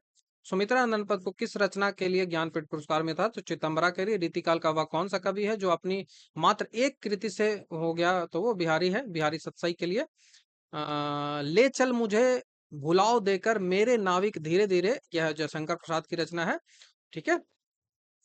कठिन काव्य का प्रेत जो है वो केशवदास को, आचार्य रामचंद्र शुक्ल ने कहा है। कथा सम्राट प्रेमचंद्र है। कबीरदास की भाषा सदुकड़ी है। कलम का सिपाही मुंशी प्रेमचंद्र है। महादेवी वर्मा के किस रचना के लिए ज्ञानपीठ पुरस्कार मिला? तो यमा के लिए मिला। ठीक है। यमा के लिए। प्रेमचंद्र का हिंदी लिखित प्रथम उपन्यास कायाकल्प है। स्वच्छंदवादी आलोचक कौन है? तो नंद दुलारे वाजपेयी है। यह किसने कहा है कि साहित्य का इतिहास जनता के चित्रवृत्तियों का इतिहास है? तो ये आचार्य रामचंद्र शुक्ल ने कहा है। ये मैंने आपको बता दिया। रामविलास शर्मा ने ये वो कथन कहा था, मैंने आगे आपको बताया था। किस कवि को अपभ्रंश का वाल्मीकि? तो स्वयंभू को कहा जाता है। हिंदी का प्रथम कवि सरहापा को माना जाता है। ठीक है। अपभ्रंश का प्रथम कवि स्वयंभू को माना जाता है। अपभ्रंश का प्रथम ऐतिहासिक व्याकरणाचार्य हेमचंद्र को माना जाता है। रसवादी आलोचक डॉक्टर नागेंद्र को माना जाता है। हिंदी में चौपाई एवं दोहे का सर्वप्रथम प्रयोग सरहपा के द्वारा ही किया गया था। हिंदी के प्रथम रचनाकार श्रावकार है। आचार्य रामचंद्र शुक्ल ने भी इसे ही माना है। हिंदी साहित्य का प्रथम रचना कौन है? तो पृथ्वीराज दासो चंद्रवरदाई के द्वारा लिखा गया है। हिंदी साहित्य का प्रथम महाकाव्य पृथ्वीराज दासो चंद्रवरदाई के द्वारा। जैनेन्द्र का प्रथम उपन्यास कौन है? तो परख है, 1945 में हुआ था। भक्ति के प्रवर्तक कौन है? तो रामानुजाचार्य हो जाएंगे। हिंदी का आदि कवियत्री मीराबाई को कहा जाता है। कृष्ण भक्ति काव्य का सबसे प्रसिद्ध काव्य कौन सा है? तो सूर सागर हो जाएगा। राम भक्ति काव्य का सबसे प्रसिद्ध काव्य रामचरितमानस हो जाएगा। जल्दी जल्दी चल रहा हूँ, इंपॉर्टेंट है, आप करते जाइएगा। भक्ति काल को हिंदी काव्य का स्वर्ण युग घोषित करने वाला प्रथम व्यक्ति कौन है? तो जॉर्ज गियर्सन हिंदी काल का स्वर्ण युग कहा है। क्योंकि टाइम बर्बाद करने का नहीं है, मैं स्पीड में ही आपको बोलते चले जाता हूँ। खड़ी बोली का प्रथम महाकाव्य कौन सा है? तो प्रिय प्रवास। प्रिय प्रवास हरिऔंध के द्वारा लिखा गया है। खड़ी बोली का प्रथम महाकाव्य प्रिय प्रवास हो जाएगा। शुक्ल के अनुसार छायावाद का प्रथम वह प्रतिनिधि कवि कौन है? तो सुमित्रानंद पंत को बोला जाता है कि छायावाद के ये प्रतिनिधि कवि है, छायावाद के ये प्रथम कवि है। सूर्यकांत त्रिपाठी निराला को प्रथम कविता कौन सा है? तो जूही की कली हो जाएगा। जयशंकर प्रसाद की प्रथम काव्य कृति कौन सी है? तो उर्वशी हो जाएगी। जयशंकर प्रसाद की प्रथम छायावादी कृति कौन सी है? तो झरना हो जाएगा। सुमित्रानंद पंत की प्रथम कविता तो गिरजे का घंटा हो जाएगा। सारा मैंने नोट्स में बता रखा है। महादेवी वर्मा की प्रथम काव्य कृति कौन सी हो जाएगी? तो निहार हो जाएगी। निहार हो जाएगी। उसके बाद ये वाला इंपॉर्टेंट है। हिंदी का पहला आंचलिक उपन्यास कौन सा है? तो मैला आंचल फणीश्वरनाथ रेणु के द्वारा लिखा गया है। ठीक है।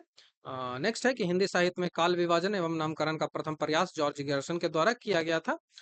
हिंदी के लिए प्रथम साहित्य अकादमी पुरस्कार किसे मिला था? तो हेम तरंगिणी को मिला था। ज्ञानपीठ पुरस्कार सुमित्रानंदन पंत को मिला था। ज्ञानपीठ पुरस्कार से सम्मानित प्रथम हिंदी महिला साहित्यकार महादेवी वर्मा थी। यमा के लिए उन्हें 1982 में मिला था। प्रथम विश्व हिंदी सम्मेलन जो है नागपुर में 1975 ईस्वी में हुआ था। ठीक है। यूएनओ में हिंदी में भाषण देने वाले पहले व्यक्ति कौन थे? तो अटल बिहारी वाजपेयी हो गए। आगे का प्रथम उपन्यास शेखर का एक जीवनी, शेखर का एक जीवनी, इसे कुछ पुच्छल तारा के रूप में भी कहा गया है, ये याद रखेगा, मैंने एमसीक्यू में बताया था। हिंदी का प्रारंभ 1993 ईस्वी में माना जाता है आचार्य रामचंद्र शुक्ल के अनुसार। 1993 ईस्वी। ठीक है। और विक्रम संवत दोनों अलग है। विक्रम संवत इसको और विक्रम संवत, और ये दोनों अलग हो जाता है। ये विक्रम संवत में लिखेंगे तो 1050 हो गया कि कुछ 57 इसमें जोड़ना पड़ेगा, 57 इसमें जोड़ना पड़ेगा, ये आपको पता है। तो याद रखिएगा ईस्वी और विक्रम संवत में अलग है, कौन आपसे पूछा जाता है वो ध्यान में रखिएगा, ठीक है। उत्तर अपभ्रंश ही पुरानी हिंदी है, यह किसने कहा है? तो चंद्रधर शर्मा गुरेली। काफी इंपॉर्टेंट है ये, एकदम पूछा जा सकता है सवाल। ठीक है। आदिकाल की आरंभिक सीमा 643 ईस्वी और अंतिम सीमा 1400 ईस्वी माना है जॉर्ज गियर्सन ने, और यही सीमा 643 ही माना है किसने? तो डॉक्टर नागेंद्र ने भी माना है, उसको हम डिस्कस करेंगे। 1529 में आदिकाल के अंतिम सीमा मानते हैं मित्र बंधु। 1318 में आदिकाल की अंतिम सीमा रामचंद्र शुक्ल मानते हैं। आचार्य रामचंद्र शुक्ल किस आधार पर आदिकाल के जैन साहित्य को हिंदी की परिधि से बाहर मानते हैं? तो धार्मिक साहित्य के आधार पर, ठीक है। अंतर्वेदनाग्रस्त मानवीय भावों की जटिलता के सूक्ष्म मनोवैज्ञानिक विश्लेषण के लिए आदिकाल में किस साहित्य को पहचाना जाता है? तो जैन कवियों का साहित्य। रासो साहित्य किस काल की साहित्यिक प्रवृत्ति है? तो आदिकाली, जिसे वीर गाथा काल कहा गया है। भाट और चारण्य कवियों ने किस साहित्य की रचना की है? तो रासो साहित्य की। इसकी भाषा क्या होती थी? तो डिंगल, राजस्थान के आसपास बोली जाती थी। रास काव्य में जीवन के विभिन्न अनुभवों की व्यक्तित्व होती है, जबकि रासो काव्य परंपरा में किन पक्षों का चित्रण किया जाता है? तो रासो काव्य में प्रेम और युद्ध का किया जाता है, लेकिन रास जो काव्य है उसमें अनुभवों की व्यक्ति होती है, ठीक है। रासो साहित्य किस समाज की उपज है? तो सामंती समाज की, याद रखिएगा, इंपॉर्टेंट है। वास्तविक देश भाषा काव्य कहलाने वाले आदिकालीन लोक साहित्य रचना में मुल्तान, अवध, राजस्थान और मिथिला के अतिरिक्त कौन सा केंद्र रहा है? तो दिल्ली रहा है। मित्र बंधु को आदिकाल का नाम प्रारंभिक काल इन्होंने कहा है। साहित्य के जो प्रथम काल को वीर गाथा काल रामचंद्र शुक्ल ने कहा है। आचार्य रामचंद्र शुक्ल ने किस आधार पर प्रथम काल को वीर काल कहा है? तो ऐतिहासिक सामाजिक वास्तविक आधार पर, क्योंकि उस समय युद्ध होता ही था जब मुस्लिमों का आक्रमण हो रहा था, ठीक है। हिंदी साहित्य का आलोचनात्मक इतिहास का लेखक कौन है? तो डॉक्टर राम आलोचनात्मक इतिहास का लेखक कौन है? तो डॉक्टर राम कुमार वर्मा। इंपॉर्टेंट है। देखिए होता क्या था, उस समय आक्रमण होता था मुस्लिमों का, और जब आक्रमण होता था मुस्लिमों का तो एक प्रेरणा, मोटिवेशन तो होना चाहिए ना युद्ध लड़ने के लिए। तो इस कारण से उस समय की जो रचनाएं होती थी वो राजाओं के वर्णन में ही होती थी, उनका युद्ध कौशल का जो वर्णन होता उसका ही होता था, ठीक है। देवताओं की लिपि किसे कहा जाता है? तो वो देवनागरी को ही कहा जाता है। देवताओं की लिपि देवनागरी को। फूलों का गुच्छा के रचनाकार भारतेंदु हरिश्चंद्र है। लघु मानववाद और क्षणवाद, यह विशेषता मिलती है तो नई कविता में यह मिलेगी। कविता में कवि का व्यक्तित्व मुखरित होता है, कुंवर नारायण का यह कथन है, इंपॉर्टेंट है। सावधान मनुष्य यदि विज्ञान है तलवार, तो किस पंक्ति के है? तो यह दिनकर की है। मैं देखता रहा हर तरफ अब उभी थी संशय था, यह कवि किसकी है? तो धूमिल की है। उसके बाद कौन सा है? तो उसके बाद मुक्तिबोध किस रचना को सर्वाधिक फैंटेसी प्रयोग देखने को मिलता है? तो ब्रह्माक्षर और अंधेरे में, ब्रह्म राक्षस और अंधेरे में मुक्तिबोध की जो कविता है, इसको फैंटेसी का प्रयोग इसमें देखने को मिलता है, ठीक है। अब हम नेक्स्ट देखते हैं कि भारतेंदु के जो भारत दुर्दशा नाटक है उसका नायक कौन है? तो उसका नायक भारत है। यह 6 अंकों में प्रकाशित किया गया था, ठीक है। आचार्य रामचंद्र शुक्ल ने विद्यापति को किस प्रकार का कवि माना है? तो श्रृंगार, शुद्ध श्रृंगार कवि माना है। रास परंपरा की, रास या रस परंपरा बोलेंगे, रस परंपरा की प्रथम रचना कौन सी है? तो भरतेश्वर बाहुबली रास, मैंने एमसीक्यू में भी बताया है, भरतेश्वर बाहुबली रास, ठीक है। भरतेश्वर बाहुबली रास किस प्रकार का काव्य ग्रंथ है? तो ये खंड काव्य है, खंड काव्य है, और ये प्रथम रचना मानी जाती है रस परंपरा की। पृथ्वीराज विजय की रचना कौन जयानक ने किया है? इंपॉर्टेंट है। छयपन छंद को किस सरोकार का प्रिय छंद माना जाता है? तो चंद्रवरदई का। पृथ्वीराज रासो। विद्यापति ने किस भाषाओं में रचना की है? तो मैथिली में, संस्कृत में, अवट में। वीर गाथा काल को जैन, नाथ और सिद्धों की रचनाओं को साहित्य के अंतर्गत किसने नहीं माना है? तो आचार्य रामचंद्र शुक्ल ने माना है कि ये साहित्य नहीं है, ये साहित्य से अलग है। केवल और केवल उन्होंने 4 जो बुक हैं उनको साहित्य के अंदर माना है, जिसको हम डिस्कस कर लेंगे। पिंगल सूत्र के पदों को किसने संकलित किया है? तो विद्याधर ने किया है। प्राकृतिक पिंगल सूत्र को विद्याधर ने संकलित किया है, ठीक है। मित्र बंधुओं का नाम सुखदेव बिहारी मिश्र था, श्याम बिहारी मिश्र था, और गणेश बिहारी मिश्र था। तीनों ने मिलकर मित्र बंधु जो रचना है वो की थी। हिंदी साहित्य का बृहत इतिहास का 16वां भाग किसने संपादित किया था? तो डॉक्टर कृष्णदेव उपाध्याय ने। हिंदी साहित्य का आलोचनात्मक इतिहास जो है वो राम कुमार वर्मा ने भक्ति काल तक ही वर्णन किया है, अतः ये अधूरा है। ये इंपॉर्टेंट है, याद रखिएगा। हिंदी साहित्य का दूसरा इतिहास के लेखक कौन है? तो डॉक्टर बच्चन सिंह। हिंदी साहित्य का बृहत इतिहास को कितने भागों में प्रकाशित किया गया है? तो 16 भागों में प्रकाशित किया गया है, 16 खंडों में। प्रकृत का पाणिनि किसे कहा जाता है? तो हेमचंद्र को प्रकृत का पाणिनि कहा जाता है। जो नेक्स्ट सवाल हमारा है, देख लेते हैं सिलेबस में कौन सा है। हाँ, नल सिंह के रचयिता कौन है? तो विजयपाल रासो हो जाएगा। हमीर रासो के रचयिता सारंगधर हो जाएंगे। उस हिंदी साहित्यकार के ग्रंथों का नाम बताइए जिसने लगभग 5000 कवियों का विवरण दिया है। तो मित्र बंधु विनोद है, जिसमें इनके जो 3 भाई हैं उन्होंने मिलकर लिखा है। कामायनी कामायनी बोल रहा हूँ। कामनी करिए सनाहे, हेरते नीह हृदय नहिये पंचवाने, पंक्ति जो है वो विद्यापति की है, याद रख लीजिएगा। आदिकाल के कौन से कवि जो कली काल सर्वज्ञ के नाम से भी चर्चित है? तो हेमचंद्र हो जाएंगे। किस रासो काव्य को रासो ग्रंथ में नहीं गिना जाता है? तो विजयपाल रासो को रासो ग्रंथ में नहीं गिना जाता है। ठीक है, विजयपाल रासो को रासो ग्रंथ में नहीं गिना जाता है। अब नेक्स्ट जो सवाल है वो देख लेते हैं सिलेबस में कौन सा है। भारत में कितनी भाषा परिवार हैं? तो 4 भाषा परिवार हैं, भारोपीय, द्रविड़, ऑस्टिक और चीनी तिब्बती। भारोपीय, द्रविड़, ऑस्टिक और चीनी तिब्बती। भारत में ज्यादातर कौन से सबसे बड़ा भाषा परिवार है? तो भारोपीय भाषा परिवार सबसे बड़ा है। भारतीय आर्य भाषाओं को कितने कालखंडों में विभक्त किया गया है? तो 3 कालखंडों में विभक्त किया है, पहले भी मैंने बताया है। प्राचीन भारतीय आर्य भाषा, मध्य आर्यीय भारतीय आर्य भाषा और आधुनिक भारतीय आर्य भाषा। प्राचीन भारतीय जो आर्य भाषा है उसकी समय अवधि क्या रहा है? तो 1500 ईस्वी से लेकर 500 ईस्वी पूर्व तक, 1500 ईसा पूर्व से 500 ईसा पूर्व तक मध्य भारतीय आर्य भाषा का रहा है। तो 500 ईसा पूर्व से लेकर 1000 ईस्वी तक। और मध्य भारतीय आर्य भाषा का काल में कितनी भाषाएं विकसित हुई थी? तो इसमें 3 भाषाएं विकसित हुई थी। प्रथम जो है वो प्रथम प्रकृत पाली भाषा, द्वितीय प्रकृत पाली भाषा और तृतीय प्रकृत अपभ्रंश भाषा इसमें विकसित हुई थी। प्रथम प्रकृत काली जो भाषा है उसका संबंध 500 ईस्वी से 1 ईस्वी तक था। द्वितीय प्रकृत पाली भाषा है उसका संबंध 1 ईस्वी से 500 तक था। और तृतीय प्रकृत जो अपभ्रंश है उसका समय अवधि 500 से 1000 तक था। मान लीजिए 9 से लेकर 1100 का जो काल होता है उसको अपभ्रंश काल बोला जाता है। ठीक है, हिंदी किस परिवार की भाषा है? तो भारोपीय। बुद्ध साहित्य किस भाषा में होती थी? तो पाली भाषा में, इंपॉर्टेंट है। अपभ्रंश व्याकरण की रचना किस विद्वान ने की है? तो हेमचंद्र ने। भाषा के अर्थ में अपभ्रंश का सर्वप्रथम प्रयोग किस शताब्दी में हुआ था? तो 6ठी शताब्दी में हुआ था। हिंदी भाषा के मूलतः उत्पत्ति किस अपभ्रंश से हुई? तो सौरसेनी से हुई है। अपभ्रंश भाषा में ना भाषा किस विद्वान ने कही है? तो किशोरीदास वाजपेयी ने। अपभ्रंश साहित्य का आरंभ किस शताब्दी से माना जाता है? तो 8वीं शताब्दी से। अपभ्रंश का सर्वाधिक उपयोग किस रचना में मिलता है? तो महाभाष्य में, पतंजलि कृत जो महाभाष्य है उसमें। अपभ्रंश को ग्राम्य भाषा किसने कहा है? तो बागडट और हेमचंद्र ने। किस विद्वान ने अभट्ट शब्द का प्रयोग सर्वप्रथम किया है? तो ज्योतिश्वर ठाकुर ने किया है। पाली भाषा का सर्वप्रथम प्रयोग किस रचना में मिलता है? तो दीपवंश में मिलता है। नेक्स्ट क्वेश्चन है कि मित्र बंधु के अनुसार ब्रज भाषा का हिंदी कविता में सर्वप्रथम प्रयोग किसने किया था? तो सारंगधर ने किया था। किस काल को ब्रज भाषा का स्वर्ण काल कहा जाता है? तो रीति काल को ब्रज भाषा का स्वर्ण काल कहा जाता है। नाथों के जो रसायनी है उनको नागार्जुन थे। नाथों के रसायनी नागार्जुन थे।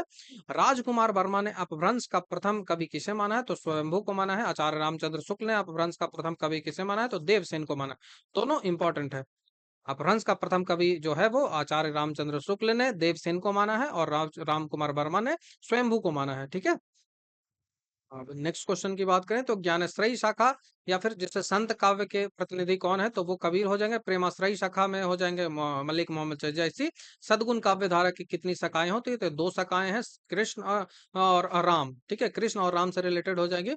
कृष्ण शाखा भक्ति में सूरदास हो जाएंगे और राम में तुलसीदास हो जाएंगे। भक्ति की प्रबंध काव्य कृतियों में कौन सी है? तो पद्मावत और रामचरितमानस। भक्ति की मुक्तक काव्य में कौन सी है? तो गीतावली, कवितावली और कबीर के पद। कबीर की रचनाओं में कौन सा रहस्यवाद मिलता है? तो साधनात्मक रहस्यवाद इसमें मिलता है, साधनात्मक रहस्यवाद। जायसी की रचनाओं में कौन सा रहस्यवाद मिलता है? तो भावनात्मक रहस्यवाद मिलता है। तो साधनात्मक और भावनात्मक दोनों याद रखिएगा। जायसी में भावनात्मक मिलता है और कबीर में साधनात्मक मिलता है। रामचरितमानस के अयोध्या कांड में संवाद नहीं है, तो यह में इसमें कोई भी संवाद नहीं है, याद रखिएगा अयोध्या कांड में। तुलसीदास कौन सी रचना राम के दूल्हा बनते समय लिखे थे? तो इन्होंने रामलला नचहूं। ठीक है, सूरदास की किस रचना में सूर सागर का सारांश मिलता है? तो सूरावली में मिलता है। कबीर की जो भाषा थी वो सदुकड़ी थी, रामचंद्र शुक्ल ने कहा है। कबीर की भाषा को पंचमेल खिचड़ी श्याम सुंदर दास ने कहा है, श्याम सुंदर दास ने कहा है। इसमें कई बोलियां मिली हुई थी, तो इसमें राजस्थानी भी होती थी, पंजाबी भी होती थी, मैंने काफी डिटेल से पहले आपको बता दिया है। कबीर को बानी का डिक्टेटर हजारी प्रसाद द्विवेदी ने कहा है। पद्मावत किस खंड को हिंदी साहित्य के अनुपम निधि कहा गया है? तो पद्मावत को जो नागमती वियोग खंड है वो हिंदी साहित्य का अनुपम निधि कहा गया है। मानुष है तो वही रसखानी, बसो संग गोकुल गांव के ग्वानी, तो ये रसखान ने कहा है। जिस प्रकार रामचरितमानस का गान करने से भक्त कवियों को गोस्वामी तुलसीदास की जन्म स्थान सर्वश्रेष्ठ है, उसी प्रकार से कृष्ण गांवों में भक्ति करने वाले कवियों में सूरदास जी का महत्व आता है। तो वास्तव में जो हिंदी काव्यगत में सूर्य और चंद्र हैं, तो यह कथन किसका है? तो आचार्य रामचंद्र शुक्ल का है। तो सूर्य बोलते हैं तुलसीदास को और चंद्र बोलते हैं सूरदास को। ठीक है। तुलसी का सार काव्य समन्वय की विराट चेष्टा है। तुलसी का जो सार काव्य है वो समन्वय की विराट चेष्टा है। यह कथन जो है हजारी प्रसाद द्विवेदी का है। ठीक है, हजारी प्रसाद द्विवेदी का है। अब नेक्स्ट क्वेश्चन है, जिस तरह उन्मुक्त समाज की कल्पना अंग्रेज कवि शैली ने की थी, ठीक उसी तरह उन्मुक्त समाज है गोपियों का। यह कथन किसका है? तो यह रामचंद्र शुक्ल का है। गोपियों के वियोग वर्णन के लिए ही है, उसमें परिस्थितियों का अनुरोध नहीं है। राधा या गोपियों के विरह में यह तीव्रता गंभीरता नहीं जो समुद्र पार अशोक वन में बैठी सीता के विरह में है। यह कथन किसका है? तो आचार्य रामचंद्र शुक्ल है। कोई एक पॉइंट याद कर लीजिए और उसके हिसाब से आपको याद रहेगा कि ये इतना बड़ा कथन तो याद हो नहीं सकता है। बुद्ध के बाद तुलसी भारत के सबसे बड़े समन्वयकारी थे। यह कथन किसका है? तो जॉर्ज गियर्सन का है। मानस जो कि तुलसीदास के द्वारा लिखा गया है, तो मानस लोक के शास्त्र का संस्कृत भाषा जिसको देश भाषा कहा गया है, सगुण से निर्गुण ज्ञान, भक्ति ज्ञान से भक्ति का, शैव से ब्रह्मा का, ब्रह्मा से शूद्र का, पंडितों से मूर्ख का, गृहस्थ से वैराग्य का समन्वय है। यह कथन हजारी प्रसाद द्विवेदी ने कहा है मानस के बारे में। ठीक है, मानस के बारे में यह कथन कहा है। नेक्स्ट जो है वो, दूर्त झरो जगत की जीर्ण पत्र, पंक्ति ये रचना है सुमित्रा नंदन पंत की हो जाएगा। उत्तर प्रियदर्शी किसकी गीत का नटना है? तो अज्ञे की हो जाएगी। आधुनिक काल में गद्य का आविर्भाव सबसे प्रधान घटना है, यह किसका है? तो आचार्य रामचंद्र शुक्ल का है। मधुप गुणगान कर रहा जाता, मधुप गुणगान कह जाता किसकी रचना है? तो जयशंकर प्रसाद का है। दुखबा दुखवा मैं कासे कहूँ मेरी सजनी, तो यह कथन है वो चतुरसेन शास्त्री का है, इंपॉर्टेंट नहीं है। नेक्स्ट क्वेश्चन है कि हम राज्य लिए मरते हैं किसकी पंक्ति है? तो मैथिली शरण गुप्त की, हम राज्य लिए मरते हैं। ये उपनाम मैले हो गए किसकी पंक्ति है? तो अज्ञे की। मर्द साथे पे भी पाटा होता है, तो गोदान में यह होरी का कथन है। माध्वाचार्य किस संप्रदाय के संपादक है? तो द्वैतवाद के वो हो जो है संस्थापक। धिक जीवन जो पाता ही आया विरोध, धिक जीवन जो पाता ही आया विरोध, ये सुरकांत त्रिपाठी निराला की रचना है। अजगर करे चाकरी पंछी करे नकाम, मूलक दास के द्वारा लिखा गया। इंपॉर्टेंट तो मतलब सिलेबस में तो नहीं है, लेकिन काफी इंपॉर्टेंट है, तो मे भी पूछ लिया जाए। भारतेंदु जी के किस नाटक में अभिनय किया था? तो जानकी मंगल में किया था, याद रखिएगा। रस खान की अंतिम रचना है प्रेम वाटिका। रीति काल के अलंकृत काल की संज्ञा किसने दी है? तो मित्र बंधुओं ने दी है। निम्नलिखित में से कौन आदिकाल के अंतिम चरण के सुप्रसिद्ध कवि है? तो अमीर खुसरो हो जाएंगे। निराला ने किस पत्रिका का संपादन किया? तो मतवाला का। कबीर की पत्नी का नाम लोई था। नेक्स्ट क्वेश्चन की ओर बढ़ते हैं। सिलेबस में कौन सा है? तो तुलसी को हिंदी का धर्म ध्वज किसने कहा है? जो चतुरसेन शास्त्री ने कहा है। चतुरसेन शास्त्री ने धर्म ध्वज कहा है तुलसीदास को। पृथ्वीराज रासो को हिंदी का बृहत महाभारत किसने कहा है? तो दशरथ शर्मा ने कहा है, दशरथ शर्मा ने। कबीर को अवधि का प्रथम कवि किसने माना है? तो बाबूराम सक्सेना ने माना है, बाबूराम सक्सेना। मित्र बंधुओं ने हिंदी का सबसे उदंड कवि किसे कहा? तो बेताल बंदी जन को, बेताल बंदी जन को। ठीक है। आचार्य रामचंद्र शुक्ल ने हिंदी का स्टील कवि किसे कहा है? तो बाल कृष्ण भट्ट को हिंदी का स्टील। आचार्य रामचंद्र शुक्ल ने हिंदी का एडिशन किसे कहा है? तो प्रताप नारायण मिश्र को, प्रताप नारायण मिश्र। महावीर प्रसाद द्विवेदी के निबंधों को बातों का संग्रह के आलोचक कौन है? तो वो महावीर प्रसाद द्विवेदी के आचार्य रामचंद्र शुक्ल हो जाएंगे। ठीक है। प्रेमचंद्र का अपूर्ण उपन्यास मंगलसूत्र है। जयशंकर प्रसाद का अपूर्ण उपन्यास इरावती है। निराला का अपूर्ण उपन्यासों के नाम में चमेली और इंदुलेखा हो जाएगा। ये सब अपूर्ण उपन्यास है जिनको पूरा नहीं किया जा सका है। फणीश्वर नाथ रेणु अपूर्ण उपन्यास राम रतन रॉय, ठीक है, राम रतन रॉय। भारतेंदु का अधूरा नाटक सती प्रताप को किसने पूरा किया? तो राधा कृष्ण दास ने। ठीक है। मोहन राकेश के अपूर्ण नाटक पैरों तले जमीन को किसने पूरा किया? तो कमलेश्वर ने। जयशंकर प्रसाद की अपूर्ण नाटक को का नाम अग्निमित्र है। ठीक है, उससे पहले उनका देहांत हो गया था, इसलिए वो पूर्ण नहीं हो सका। नेक्स्ट है मृगावती को प्रथम प्रथम सूफी रचना मानने वाले आलोचक आचार्य रामचंद्र शुक्ल हैं, ये याद रखिएगा। भक्ति को कितने मार्ग होते हैं? तो मर्यादा मार्ग, प्रवाह मार्ग और पुष्टि मार्ग। ठीक है। 99वां नंबर है कि अष्ट छाप होगा, दाप नहीं। अष्ट छाप की स्थापना किसने की थी? गोस्वामी विठल दास ने 1565 में की थी। वल्लभ संप्रदाय कितने कितने प्रकार के होते हैं? तो वो 8 प्रकार के होते हैं। ये यहाँ पे आपको लिखा गया है, उतना इंपॉर्टेंट नहीं है। तो इस तरह से मैंने 500 एमसीक्यू और 400 और 500 वन लाइनर और 400 एमसीक्यू और टोटल 900 प्रश्नों को हमने यहाँ पे देखा, जो कि प्रीवियस ईयर में सारे के सारे पूछे गए हैं। इनमें से कुछ जो है वो हमारे सिलेबस में नहीं है, तो उनको हमने नहीं देखा। तो इतना आप करते हो तो काफी आप कॉन्फिडेंस फील करोगे, क्योंकि ये प्रीवियस ईयर में पूछा गया है। ठीक है। तो आज का जो वीडियो था इसमें हमने इतना कुछ कर लिया, काफी इंपॉर्टेंट है ये। अब जो नेक्स्ट वीडियो होगा इसका, उसमें मैं क्या कर दूंगा कि आचार्य रामचंद्र शुक्ल है, रामचंद्र शुक्ल है, और जो डॉक्टर नागेंद्र हैं, इन दोनों के जो कथन होंगे और इनके जो एमसीक्यू होंगे उसको मैं कंप्लीट करवा दूंगा। काफी डिटेल से मैंने नोट्स भी बनाए हैं और काफी डिटेल से मैंने एमसीक्यू भी बनाए हैं पेड ग्रुप के लिए। ठीक है, तो इसको मैं करवा दूंगा। उसके बाद यदि टाइम बचता है तो काव्य विधि, काव्य विधि में जितने भी विधि में जितने भी राइटर हैं उनके हम 50-50 क्वेश्चन सबके देखेंगे। तो लगभग 1100 के आसपास उसमें क्वेश्चन मिलते हैं, 1100 के आसपास। तो उतना कर लोगे आप ना, तो आप हिंदी में 90 प्लस आराम से लेके आ जाओगे, 90 प्लस आराम से कर लोगे। ठीक है। बाकी वीडियो देखने के लिए थैंक यू। यदि आपको वीडियो अच्छा लगता है तो आप हमारे चैनल को सब्सक्राइब, वीडियो को लाइक शेयर कमेंट जरूर कर दें। तो थैंक यू। नेक्स्ट वीडियो में आपसे जल्द ही मिलता हूँ।